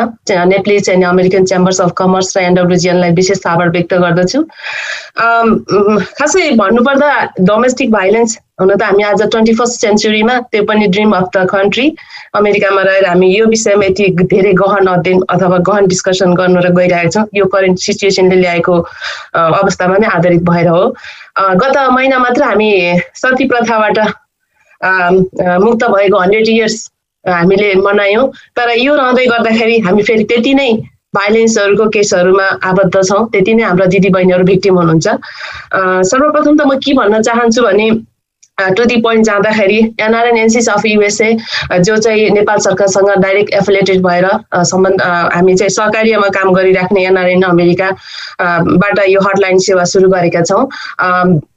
गैर आवासीय नेपाली सङ्घ विश्वमा 82 वटा देशमा चाहिँ अहिले चलिरहेको अवस्थामा NRN अमेरिकामा चाहिँ बढी नै यो कोभिड-19 को इफेक्ट देखेर हामीले चाहिँ के गर्ने अब यो डोमेस्टिक भाइलेन्सको केसहरू अत्यधिक मात्रामा बढिरहेको सिचुएसनलाई पनि र अरू विभिन्न केसेसहरू पनि अरू नै सब्जेक्टमा पनि आइरहेको भएर यो हटलाइन सेवाको सुरुवात गर्ने एउटा निर्णय गर्यौँ र NRN अमेरिकाको हेल्प डेस्क मार्फत हामीले यो वुमेन इस्युजलाई हटलाइनमा चाहिँ केही दिदीबहिनीहरूलाई रिलिफ तत्काल यो इमर्जेन्सी सिचुएसनको लागि चाहिँ केही चाहिँ रिलिफ हुन्छ भनेर यो हटलाइन सेवा सुरु गरिएको हो। यो नम्बर पनि म भन्न चाहिहाल्छु, यो हटलाइन नम्बर छ 8446762872। फेरि पनि वान मोर टाइम 8446762872 र एक्सटेन्सन नम्बर छ 7। यो 7 नम्बरमा दाबेपछि चाहिँ वुमेन्स इस्युज भनेर यहाँले सुन्न सक्नुहुनेछ र जुन यो हटलाइन चाहिँ हाम्रो 6 जनामा चाहिँ कल ट्रान्सफर हुन्छ, किनभने यो ठाउँै त्यस्तो पर्यो, कसै राति काम गर्ने दिउँसो काम गर्ने। अब यो 24 आवर हटलाइन भनिसकेपछि हाम्रो चाहिँ जुनसुकै इमर्जेन्सी टाइममा पनि कल गर्दाखेरि फोन चाहिँ अभाइलेबल होस् भन्नको लागि हामीले 6 जनामा यो कल ट्रान्सफर गरेका छौँ। कहीँ न कहीँ अवश्य पनि उठिहाल्छ यसको लागि। र यो सेवा लिनलाई चाहिँ यहाँले फोन गरेपछि हामी चाहिँ तत्काल यो रिलिफको लागि चाहिँ अब कुनै पनि एनी टाइम 24 घन्टै कुनै भिक्टिमले फोन गर्नुभयो, हुन त हामीसँग अलरेडी 911 हामीले भनिराखेका छौँ होइन, तर 911 मा कल गर्न पनि हाम्रो सबैजना यो प्रवासमा रहेका दिदीबहिनीहरू सबैजनालाई त्यो 911 कल पनि त्यति धेरै अब हुन सक्छ सबैजनालाई त्यो अवस्था नहोला, तर कतिपयलाई चाहिँ आफूमाथि भाइलेन्स भयो अथवा आफू अभ्युज भएर बसिराख्नु भएको छ, तर चाहिँ 911 मा कल गर्दाखेरि त्यसको फर्दर त्यतिखेर त तत्काल रेस्क्यु होला, तर त्यसको इफेक्ट के होला, भोलि कहाँ जाने, कतिलाई ल्याङ्ग्वेजको प्रब्लम होला, कतिपयलाई अब के अरे रेस्क्यु भयो त्यसको भोलिपल्ट एउटा फर्दर केसको लागि फर्दर रेस्क्युको लागि कहाँ जाने होला भन्ने समस्याले गर्दा पनि कतिजना चाहिँ 911 कल गर्नु भनेको एकदम लास्ट सिचुएसन नै के एकदमै अब बचाउ अभियानमा पुग्ने भएको भएर त्योभन्दा अगाडि कतिजना दिदीबहिनीहरू चाहिँ कति लिगल स्टाटसको कारणले पनि डाइरेक्ट 911 कल गर्दा ला मलाई के हुने कि मलाई के असर पर्ने कि भन्ने डर हुन्छ। त्यसले गर्दाखेरि हामीले चाहिँ तत्काल यो सेवा सुरु गरेर योबाट चाहिँ यसमा समस्या बोकेर आउनुभएका दिदीबहिनीहरूलाई उहाँहरूको समस्या के छ, अब कुन लिगल पार्ट छ, उहाँलाई उहाँमाथि कस्तो भाइलेन्स भएको छ, उहाँहरूलाई हामी सेल्टरमा पठाउन सक्छौँ कि कुनै लिगल इमिग्रेसन सम्बन्धी चाहिँ उहाँलाई समस्या परेको कि जुन जेसँग सम्बन्धित केस छ हामी चाहिँ एउटा कन्ट्याक्ट पर्सन भएर हामीले एउटा मिडिएटर भएर उहाँहरूलाई सम्बन्धित चाहिँ एउटा जस्टिसको लागि पुर्याउन सक्छौँ।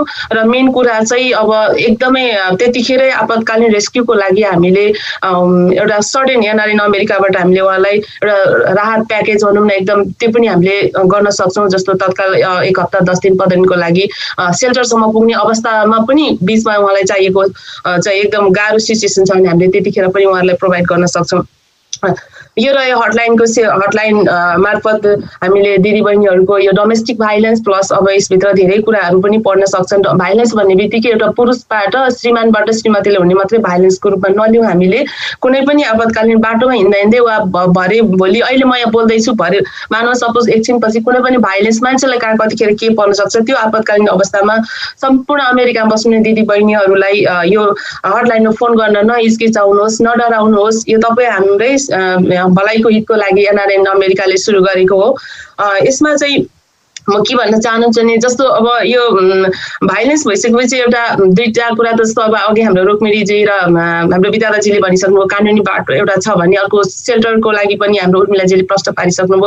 तर म चाहिँ के भन्न चाहन्छु भने यसमा इम्पोर्टेन्ट पार्ट सोसल पार्टको पनि छ होइन। सोसल किनभने हामीलाई राज्यबाट ठगी मैले कुरा गर्नु पर्दाखेरि जस्तो भनौँ न अहिले नेपालमा पनि जुन लामो समयदेखि डोमेस्टिक भाइलेन्स हामी अमेरिकामा त त्यति नहोला भन्ने सोच्ने जब हामी नेपालमा थियो, तर हामी यहाँ आयौँ हामीले त्यो पनि सबैले सँगै लिएर आए जस्तो एउटा कल्चरै बोकेर आए जस्तो खालको एउटा भइरहेको छ। एज अ म एनआरएन अमेरिकामा अहिले वुमेन्स कोअर्डिनेटरको रूपमा यो नन प्रफिट अर्गनाइजेसन हो।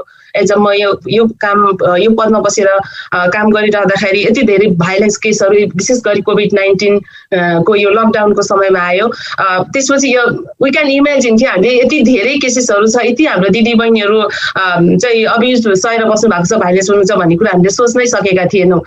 त्यसले गर्दाखेरि आजको आवश्यकता चाहिँ म के भन्न चाहन्छु भने हामीले हाम्रो सम्पूर्ण यो आज यो अहिले लाइभ हेरेर रहनुभएका सम्पूर्ण अडियन्सहरूलाई पनि त्यही भन्न चाहन्छु। सर्वप्रथम हामीले समाज परिवर्तनको पार्ट पनि एउटातिर लग्यौँ भने लिगल अप्सनमा जाने कुरा त डोमेस्टिक भाइलेन्स भइसकेपछि हो, सेल्टरमा जाने त भाइलेन्स पछि हो आफ्टर। तर हामी चाहिँ पहिल्यै पनि अलिकति सुचित रहौँ र समाजलाई अलिकति केही डिफ्रेन्ट वेबाट हामीले लग्यौँ भने सर्वप्रथम त भाइलेन्स नहोस् भन्ने कुरा हाम्रो यो आजको आवश्यकता हो। यिनै कुराहरूलाई जोडेर नै सम्पूर्ण गैर आवासीय अमेरिकामा रहनुहुने सम्पूर्ण आमा दिदी बहिनीहरूलाई केही आपद पर्यो भने केही अप्ठ्यारो परेको खण्डमा एनआरएनको हटलाइन सम्झिनु हुन पनि अनुरोध गर्दछु। Thank you. धेरै धेरै धन्यवाद दीक्षाजी। पक्कै पनि तपाईहरूले यो एनआरएनले जुन सुरु गरेको छ हटलाइनमा कृपया निर्धक्क भएर फोन गर्नुहोला। त्यस्तै गरी आज हामीले 4 जना प्यानलिस्टहरूसँग यो घरेलु हिंसा विशेष गरी पेन्डेमिकको समयमा भिक्टिम र सर्भाइभरको इम्पावरमेन्टको कुरा गऱ्यौँ अनि कानुनी उपायहरू के छन् त घरेलु हिंसाबाट बच्नका लागि भन्ने विषयमा पनि हामीले छलफल गऱ्यौँ र डोमेस्टिक भाइलेन्स सेल्टर के कस्तो हुन्छ त्यो विषयमा पनि कुरा गऱ्यौँ र प्यानलिस्टहरूले दिनुभएका रिसोर्स कन्ट्याक्ट नम्बरहरू पनि तपाईहरूले पक्कै नोट गर्नुभएको छ होला। त्यो नम्बरहरूमा तपाईहरू सम्पर्क गर्न सक्नुहुन्छ यदि तपाईलाई चाहिँ घरेलु हिंसामा परेर सहयोग चाहिएको खण्डमा।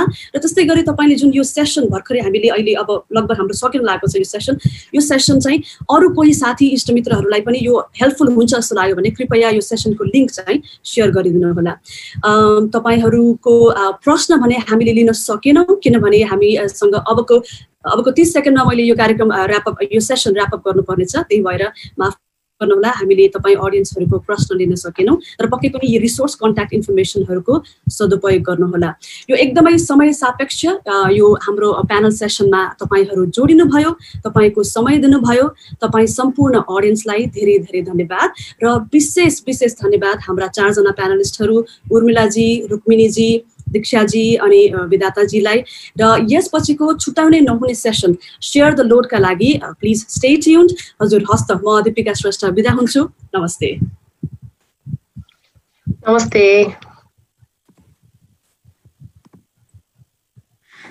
So welcome back सबैजनालाई। हामीसँग अलरेडी दीपिकाजीले भनेको जस्तै एकदमै समय छोटो छ, त्यसैले without any delay I would like to welcome 2 of the panelists अब हाम्रो नेक्स्ट सेसन शेयर द लोडको लागि।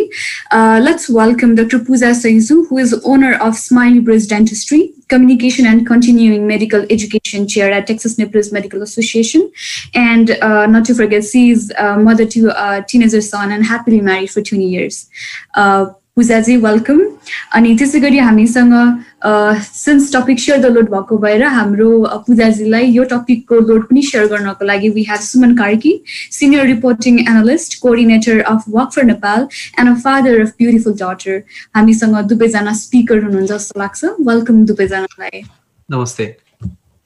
हामी एकदमै समयको अलिकति अभाव छ, तर हामी छिटो यो भएको क्वेसन्सहरूलाई अनि हामीसँग भएको लोड्सहरूलाई शेयर गर्न ट्राई गर्छौँ इक्वली हाम्रो दुवैजना प्यानलिस्टसँग। So my first question is for doctor Pooja. Since नेपालमा तपाईँ ग्रो अप हुनुभयो, रेज हुनुभयो अनि अहिले तपाईँ युएसमा बस्दै हुनुहुन्छ, so what has been the biggest challenge when it comes to work family life balance गर्दाखेरि नेपालको र यहाँको परिवेशमा कस्तो खालको च्यालेन्जेसहरू छ? Namaste and good evening, everyone. I'm Dr. Pooja Sainju. Thank you, Shraddha, for introducing me. I'd like to take this opportunity to thank Nepali Women's Global Network and Nepalese American Chamber of Commerce, Dallas, for inviting me to the second Nepali Women's Entrepreneurship and Leadership Summit. My special thanks goes out to Smriti Karki for reaching out to me and helping me coordinating this meeting.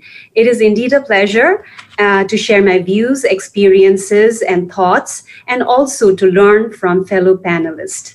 Now, going back to your question, Shraddha, for me, there are 3 aspects of life: family life, work life and social life. Having born and raised in Nepal in a household where my dad was an entrepreneur, full-time entrepreneur, and my mom was a domestic, housewife. I have, and both of them are equally active in social life. I wanted to have that balance of three aspects of life, like work, family, and social life. And the most challenging thing for me in order to have that fine balance between work, family, and social life, efficient time management is the most challenging thing for me. But having a spousal support at home and sharing everything together, it's been doable, and I'm very fortunate for that. Thank you so much, Dr. Puja. Sumanda, your question ma hazurलाई direct गर्छु. Normally, as a men's perspective, but answer गर्नु भयो हुन्छ हजुरले यो question चाहिँ. Sure. जहिले पनि वुमनहरुलाई चाहिँ धेरै प्रेसर छ, वुमनहरुको धेरै ड्युटीज छ हुन्छ नि, फ्यामिली सम्हाल्ने, करियर देखि लिएर एभ्रीथिङ भनिन्छ हैन. तर एज अ मेन तपाई आज हामी भर्खर कुरा गर्दाखेरि पनि आज चाहिँ मेरो छोरी हेर्ने बालो छ भन्नुहुन्थ्यो हजुरले. So being someone who is sharing load with हजुरको other better half, do you think वुमनको पार्टमा चाहिँ अलिकति लोड बेसी नै छ स्टिल पनि जस्तो लाग्छ कि कस्तो लाग्छ हजुरलाई? Thank you, Shraddha, for the question. First of all, अब मैले पर्सपेक्टिभ वुमेनको दिनै मिल्दैन. यहाँहरुको पर्सपेक्टिभ मैले सुनिरहेको छु, मैले घरमा पनि सुन्छु, आज पनि सुनिरहेको छु. मेरो आफ्नो पर्सपेक्टिभ हो, जुन चाहिँ एउटा ड्याडको पर्सपेक्टिभ हो. र सुरुमा म एउटा पुनश्च नोट गराउन चाहन्छु, म जम्मा 17 महिना हो मेरो एक्सपिरियन्स. तपाईहरु धेरैजना एक्सपिरियन्स हुनुहुन्छ होला. मेरो 17 महिनाको एक्सपिरियन्सको आधारमा आज मैले बोल्न पाउँदा एकदम खुसी पनि लागेको छ श्रद्धा.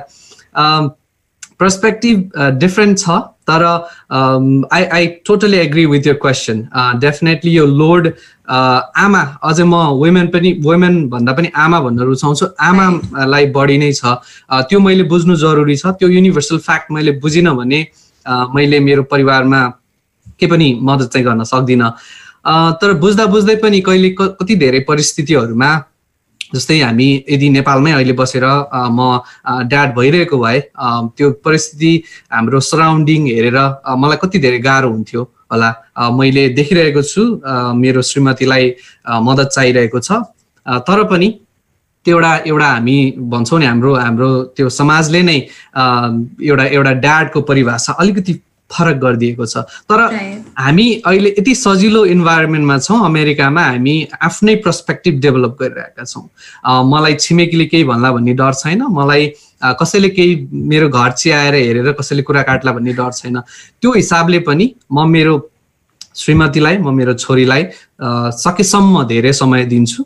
र तिमीले अघि नै भने जस्तै आज मेरो छोरी हेर्ने पालो हो. शनिबार र आइतबार मैले मेरो श्रीमतीलाई स्पेशल समय दिएको त होइन, उनी काम गर्छिन् शनिबार आइतबार, तर पनि यदि विकडेजमा पनि यदि मिल्छ भने मैले सकेसम्म त्यो समय उपलब्ध गराउँछु. किनभने यो मैले उनीलाई दिएको समय होइन कि यो मैले मेरो छोरीसँग बिताउने समय हो, जुन मलाई 2 दिनभन्दा बढी आवश्यक छ.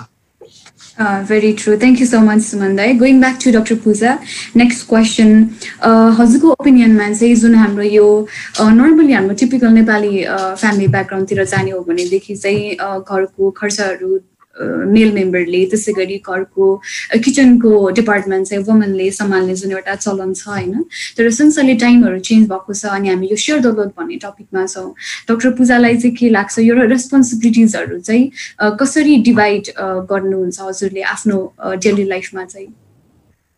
Thank you for the question, Shraddha.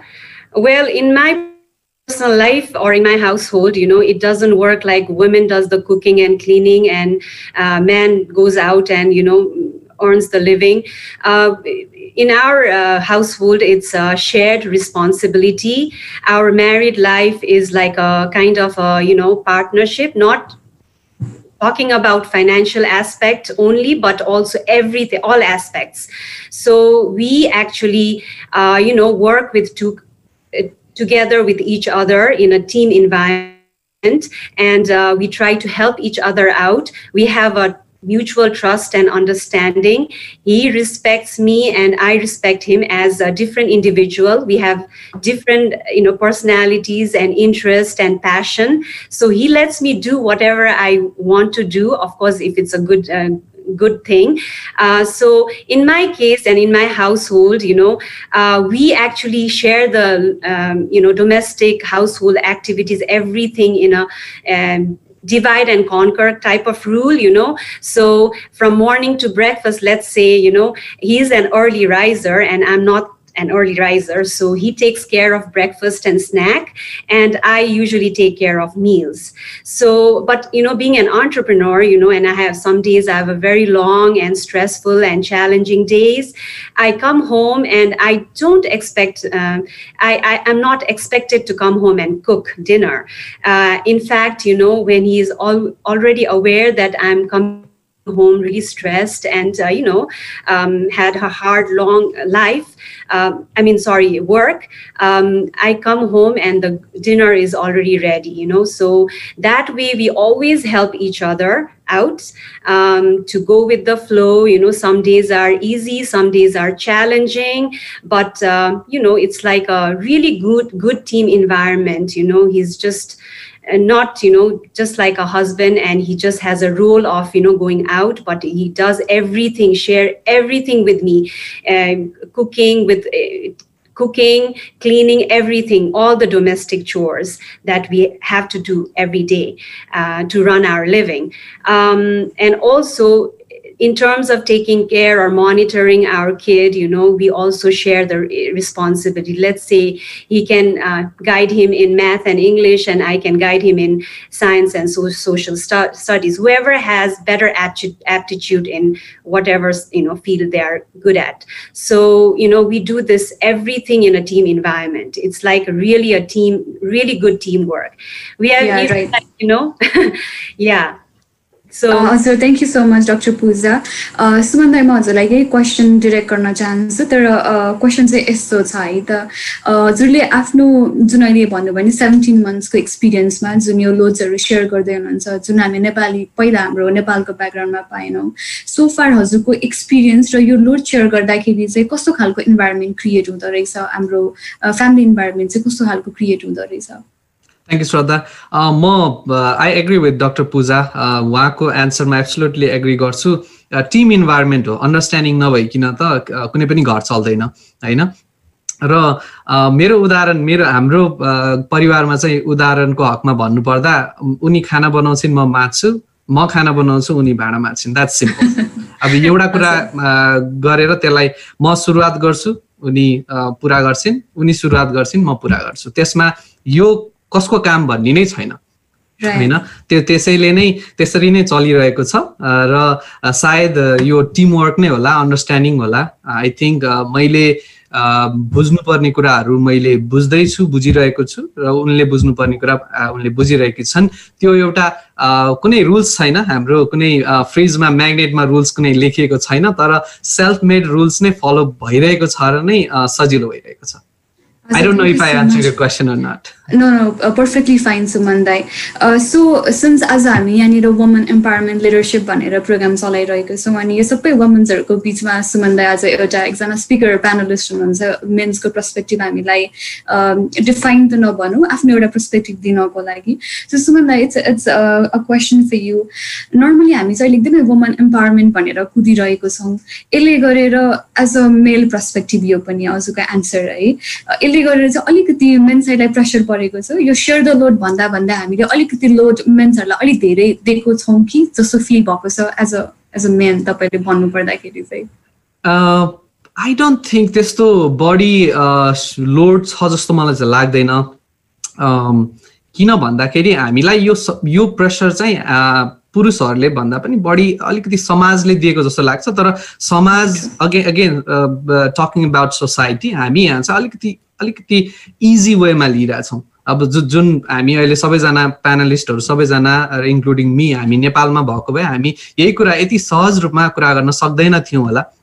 Raw talking about all the panelist मैले सबैजना हेरिरहेको छु म अलिकति सबैभन्दा कान्छो पनि छु र धेरैजना महिला हुनुहुन्छ एउटा अलिकति प्रेसर चाहिँ मैले अलिकति फिल गरेको छु मैले अलिकति एउटा शब्द मात्रै गल्ती बोल्यो भने मैले चाहिँ डरै फिडब्याक पाउनेवाला छु भनेर चाहिँ म सोचिरहेको छु तर एट द सेम टाइम मैले चाहिँ पर्सनली फिल चाहिँ गर्दिनँ त्यो प्रेसर किन भन्दाखेरि बुझ्नु जरुरी छ अघि मैले भने जस्तै त्यो एउटा वुमेनको पर्सपेक्टिभ पनि बुझ्न खोज्नु जरुरी छ कति बुझ्छु बुझ्दिनँ मलाई पनि थाहा छैन तर बुझ्नु जरुरी छ र एक्जाम्पलको रूपमा म त घरमा माइनोरिटी हो 2 जना वुमेन र 1 जना मेन सो तर पनि मैले त्यो प्रेसर चाहिँ फिल गरेको छैन श्रद्धा Sir, thank you so much, Sumandai. At the end, हामीसँग एकदमै टाइम कम छ. At the end, this question is again for Sumandai. So, अहिले हाम्रो यो इभेन्टलाई चाहिँ सबैजना लाइभबाट जुममा पनि अटेन्ड गर्दै हुनुहुन्छ. मेनलाई के मेसेज दिन चाहनुहुन्छ हाम्रो पुरुष वर्गहरूलाई चाहिँ यो शेयर द लोडमा चाहिँ के मेसेज दिन चाहनुहुन्छ? Thank you for the opportunity, Nepalese American Chamber of Commerce र श्रद्धालाई लास्टमा म यति मात्र के भन्छु भने मसँग अघि मैले भने जस्तै मसँग एकदम खतरा मन्त्र खतरा त्यो केही पनि सूत्र त्यो त केही पनि छैन तर जति 17 महिनासम्म छोरी 17 महिना पुगिन् हामीले सिकेको कुरा सिक्दै जाने हो तर एउटा आमाको पर्सपेक्टिभ पनि बुझ्नु जरुरी छ हाम्रो समाजले चाहिँ अलिकति त्यसलाई ग्रान्टेड लिएको जस्तो लाग्छ बच्चाले पनि बढी आमा खोज्ने र त्यो किन हुन्छ भने बच्चादेखि आमाले धेरै शेयर गरेपछि आमाले धेरै टाइम दिएपछि त नै त आमालाई खोज्ने हो किनभने उसले एउटा सानो बच्चाले नेचुरली चाहिँ जसले धेरै उसलाई अटेन्सन दियो जसले धेरै उसलाई शेयर गर्यो त्यसलाई नै खोज्ने त हो तर यदि एउटा बुवाले पनि आमा जति नै टाइम दिने हो भने उसलाई त्यो फरक हुन्छ जस्तो लाग्दैन र अरु कुरा त हामी सबैजना सिक्दै गइरहेका छौं धेरैजनाले धेरै एक्सपिरियन्स छ म ड्याडहरुलाई यति भन्छु आफ्नो छोराछोरीलाई सकेसम्म धेरै समय चाहिँ दिउँ Thank you. Sir, thank you so much, Sumandai. Going back to Dr. Pooja, any messages out there since the 18 is on go mother hununcha. So any messages to women out there हाम्रो छोराछोरीलाई कसरी shape गर्यो भने देखि चाहिँ woman equal environment create हुन्छ भनेर कुनै मेसेज छ at the end? I think at the end what my message to all the women is I think you have to follow your dreams. You have to work it out with your partner, work in a team environment, make your partner understand what your passion in life is. Do not sacrifice a lot. You can always work it out together and also be there for your child, even though you are working full time or your husband, both of you have a dual income household, kids are watching their parents all the time, listening to them, and parents are their biggest role models. So you have to be a really good example for your kids. And for all working women or non-working women, just do what your heart desires and follow your dreams and passions, and do the best you can and work it out with your partner. I think thank you so much. Thank you. Thank you so much, Sumandai, and then thank you so much, Dr. Pooja. एकदमै राम्रो short and sweet event भयो आजको. So moving forward, I would like to hand over this speaker to Tejasvi Giri, Vice President of Nepali Women Global Network, for her vote of thanks. Thank you, Shraddha. Hello and namaste everyone. On behalf of Nepali Women's Global Network, NWGN, and Nepalese American Chamber of Commerce, Dallas, Texas, NACOC, it's my privilege to be asked to propose a vote of thanks on this event. This event's coordinators, Ms. Smriti Karki, and I would like to begin by thanking the entire organizing team members of NWGN and NACOC Dallas. We have worked very hard behind the scenes on a very tight schedule to organize this event. We would like to extend a very hearty vote of thanks to our two amazing moderators, Ms. Shraddha Shrestha and Ms. Deepika Shrestha, for their time and effort. Both Shraddha and Deepika showed professionalism with the flow of the program and panel discussions and introduced thought-provoking ideas and questions. Thank you very much. A big thank you to Ms. Bimjana Vishwakarma for agreeing to share her personal story of courage and conviction with our audience at such short notice. Your extraordinary journey from Nepal to Harvard, and you and your family's contribution to Dalit Lives Matter movement is truly inspirational. Our deep sense of appreciation goes out to Dr. Bishnumaya Upadhyay for raising awareness and educating us on women's health and mental well-being in times of COVID. Thank you, Dr. Maya, for your time and your valuable contribution. We are very grateful to our 4 accomplished panelists and experts, Ms. Rukmini Karki, Ms. Bidata Paurel, Ms. Urmila Nirdoshi, and Ms. Diksha Basnet, who provided valuable insights during a panel discussion on a culturally sensitive topic of domestic violence and suggested sharing and caring mechanisms during this pandemic. We would like to acknowledge our gratitude to Mr. Suman Karki and Dr. Pooja Saiju for speaking eloquently on the topic of sharing the load. We are all inspired by your words. We would like to take this opportunity to extend our thanks to grand sponsors, Nitesh Koirala, Preferred Lending Solutions, Realtor Deepika Shrestha, Baje Ko Sekwa, Authentic Nepali Cuisine, and Pooja Saiju from Smile Breeze Dentistry. Other sponsors include Dr. Bishnumaya Upadhyay, Pioneer Healthcare Clinic, Dr. Sarmila Shrestha, Round Grove Family Dentistry, and from DFW Yeti Insurance, Mr. Suraj Paurel, for providing us the Zoom platform. And our heartfelt thanks also goes to Tulsi Lohani, our media partners, Himalayan Khabar, enepalese.com, and special shout out to Mr. Buddhi Bishwakarma from Radio Himalaya for coming on board last minute to live broadcast this event. Finally, Ms. Smriti and I would like to extend special thanks to event coordinating board members of NWGN, Abhima Upreti and Soni Thapa, and executive committee members of NACOC, Bal Joshi, Suraj Paurel, Bijay Bhattarai, Rubin Rajbhandari, Shraddha Shrestha, and Jubin Rajbhandari for their support and suggestions. Last but not the least, we would like to thank all participants for your participation. We hope you liked the program and we look forward to your feedback. We will wrap up this event with a few questions and closing remarks from our host moderator, Shraddha. Thank you, Shraddha. Thank you so much, Tejasvi ji. So moving forward, I think we have few questions. Habisanga Prem Paudel zile question send garnu bhayeko cha. I think this is for domestic violence ko panel. Wahako question चाहिँ how many cases did you receive so far भन्नु भएको छ. Prem Paudel le send garnu bhayeko cha yo question चाहिँ anyone from domestic violence ko टिमबाट कोही हुनुहुन्छ यो answer गर्नको लागि, since domestic violence यो कोभिड को केस सँगसँगै बढिरहेको छ. सो any specific number of cases? I think हामीसँग डोमेस्टिक भाइलेन्सबाट प्यानलिस्टहरू गइसक्नु भएको छ. We all have our duties-हरु, responsibilities-हरु. यो क्वेसन चाहिँ म डेफिनेटली उहाँहरूलाई इमेल मार्फत सेन्ड गर्नेछु र प्रेम Paudel जीलाई we will contact with the answer.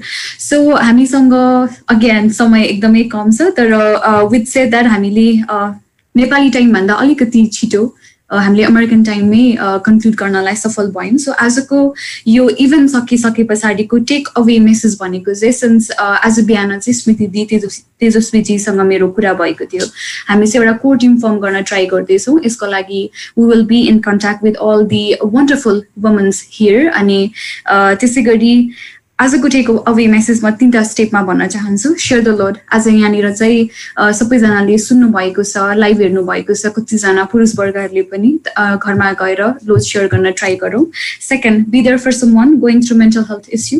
Doctor मायाले भन्नुभएको जस्तै केही गर्न सक्नुहुन्न भनेदेखि at least be there for one, make them feel loved. And lastly, let's make this Zoom seminar success by zooming and scanning around our community. हाम्रो कम्युनिटीमा धेरै domestic violence हुनुहुन्छ, हेल्थ इस्युजहरु, मेन्टल हेल्थ इस्युको भिक्टिम्सहरु हुनुहुन्छ. दे अल निड हेल्प. अनि हामी यो जुमबाट बाहिर गएर अलिकति आफ्नो कम्युनिटीमा जुम इन गरेर त्यो सबै भिक्टिमहरूलाई हेल्प गर्न सकौँ one step at a time. सबैजनाले आफ्नो पार्ट एकदमै राम्रो पुरा गर्नुभयो टेक्निकलमा हाम्रो विजयजी रुबेन दाइ सबैजनालाई thank you so much next year हाम्रो यो सबै आजको प्रोग्रामबाट हामीले सिकेको पाठहरू लर्न गरेर यहाँबाट कोर टिम फर्म गरेर हामीले के काम गर्यौँ त भनेर जानकारी सहित अर्को वर्ष आउनेछौँ तबसम्मको लागि सबैजनालाई नमस्कार जय नेपाल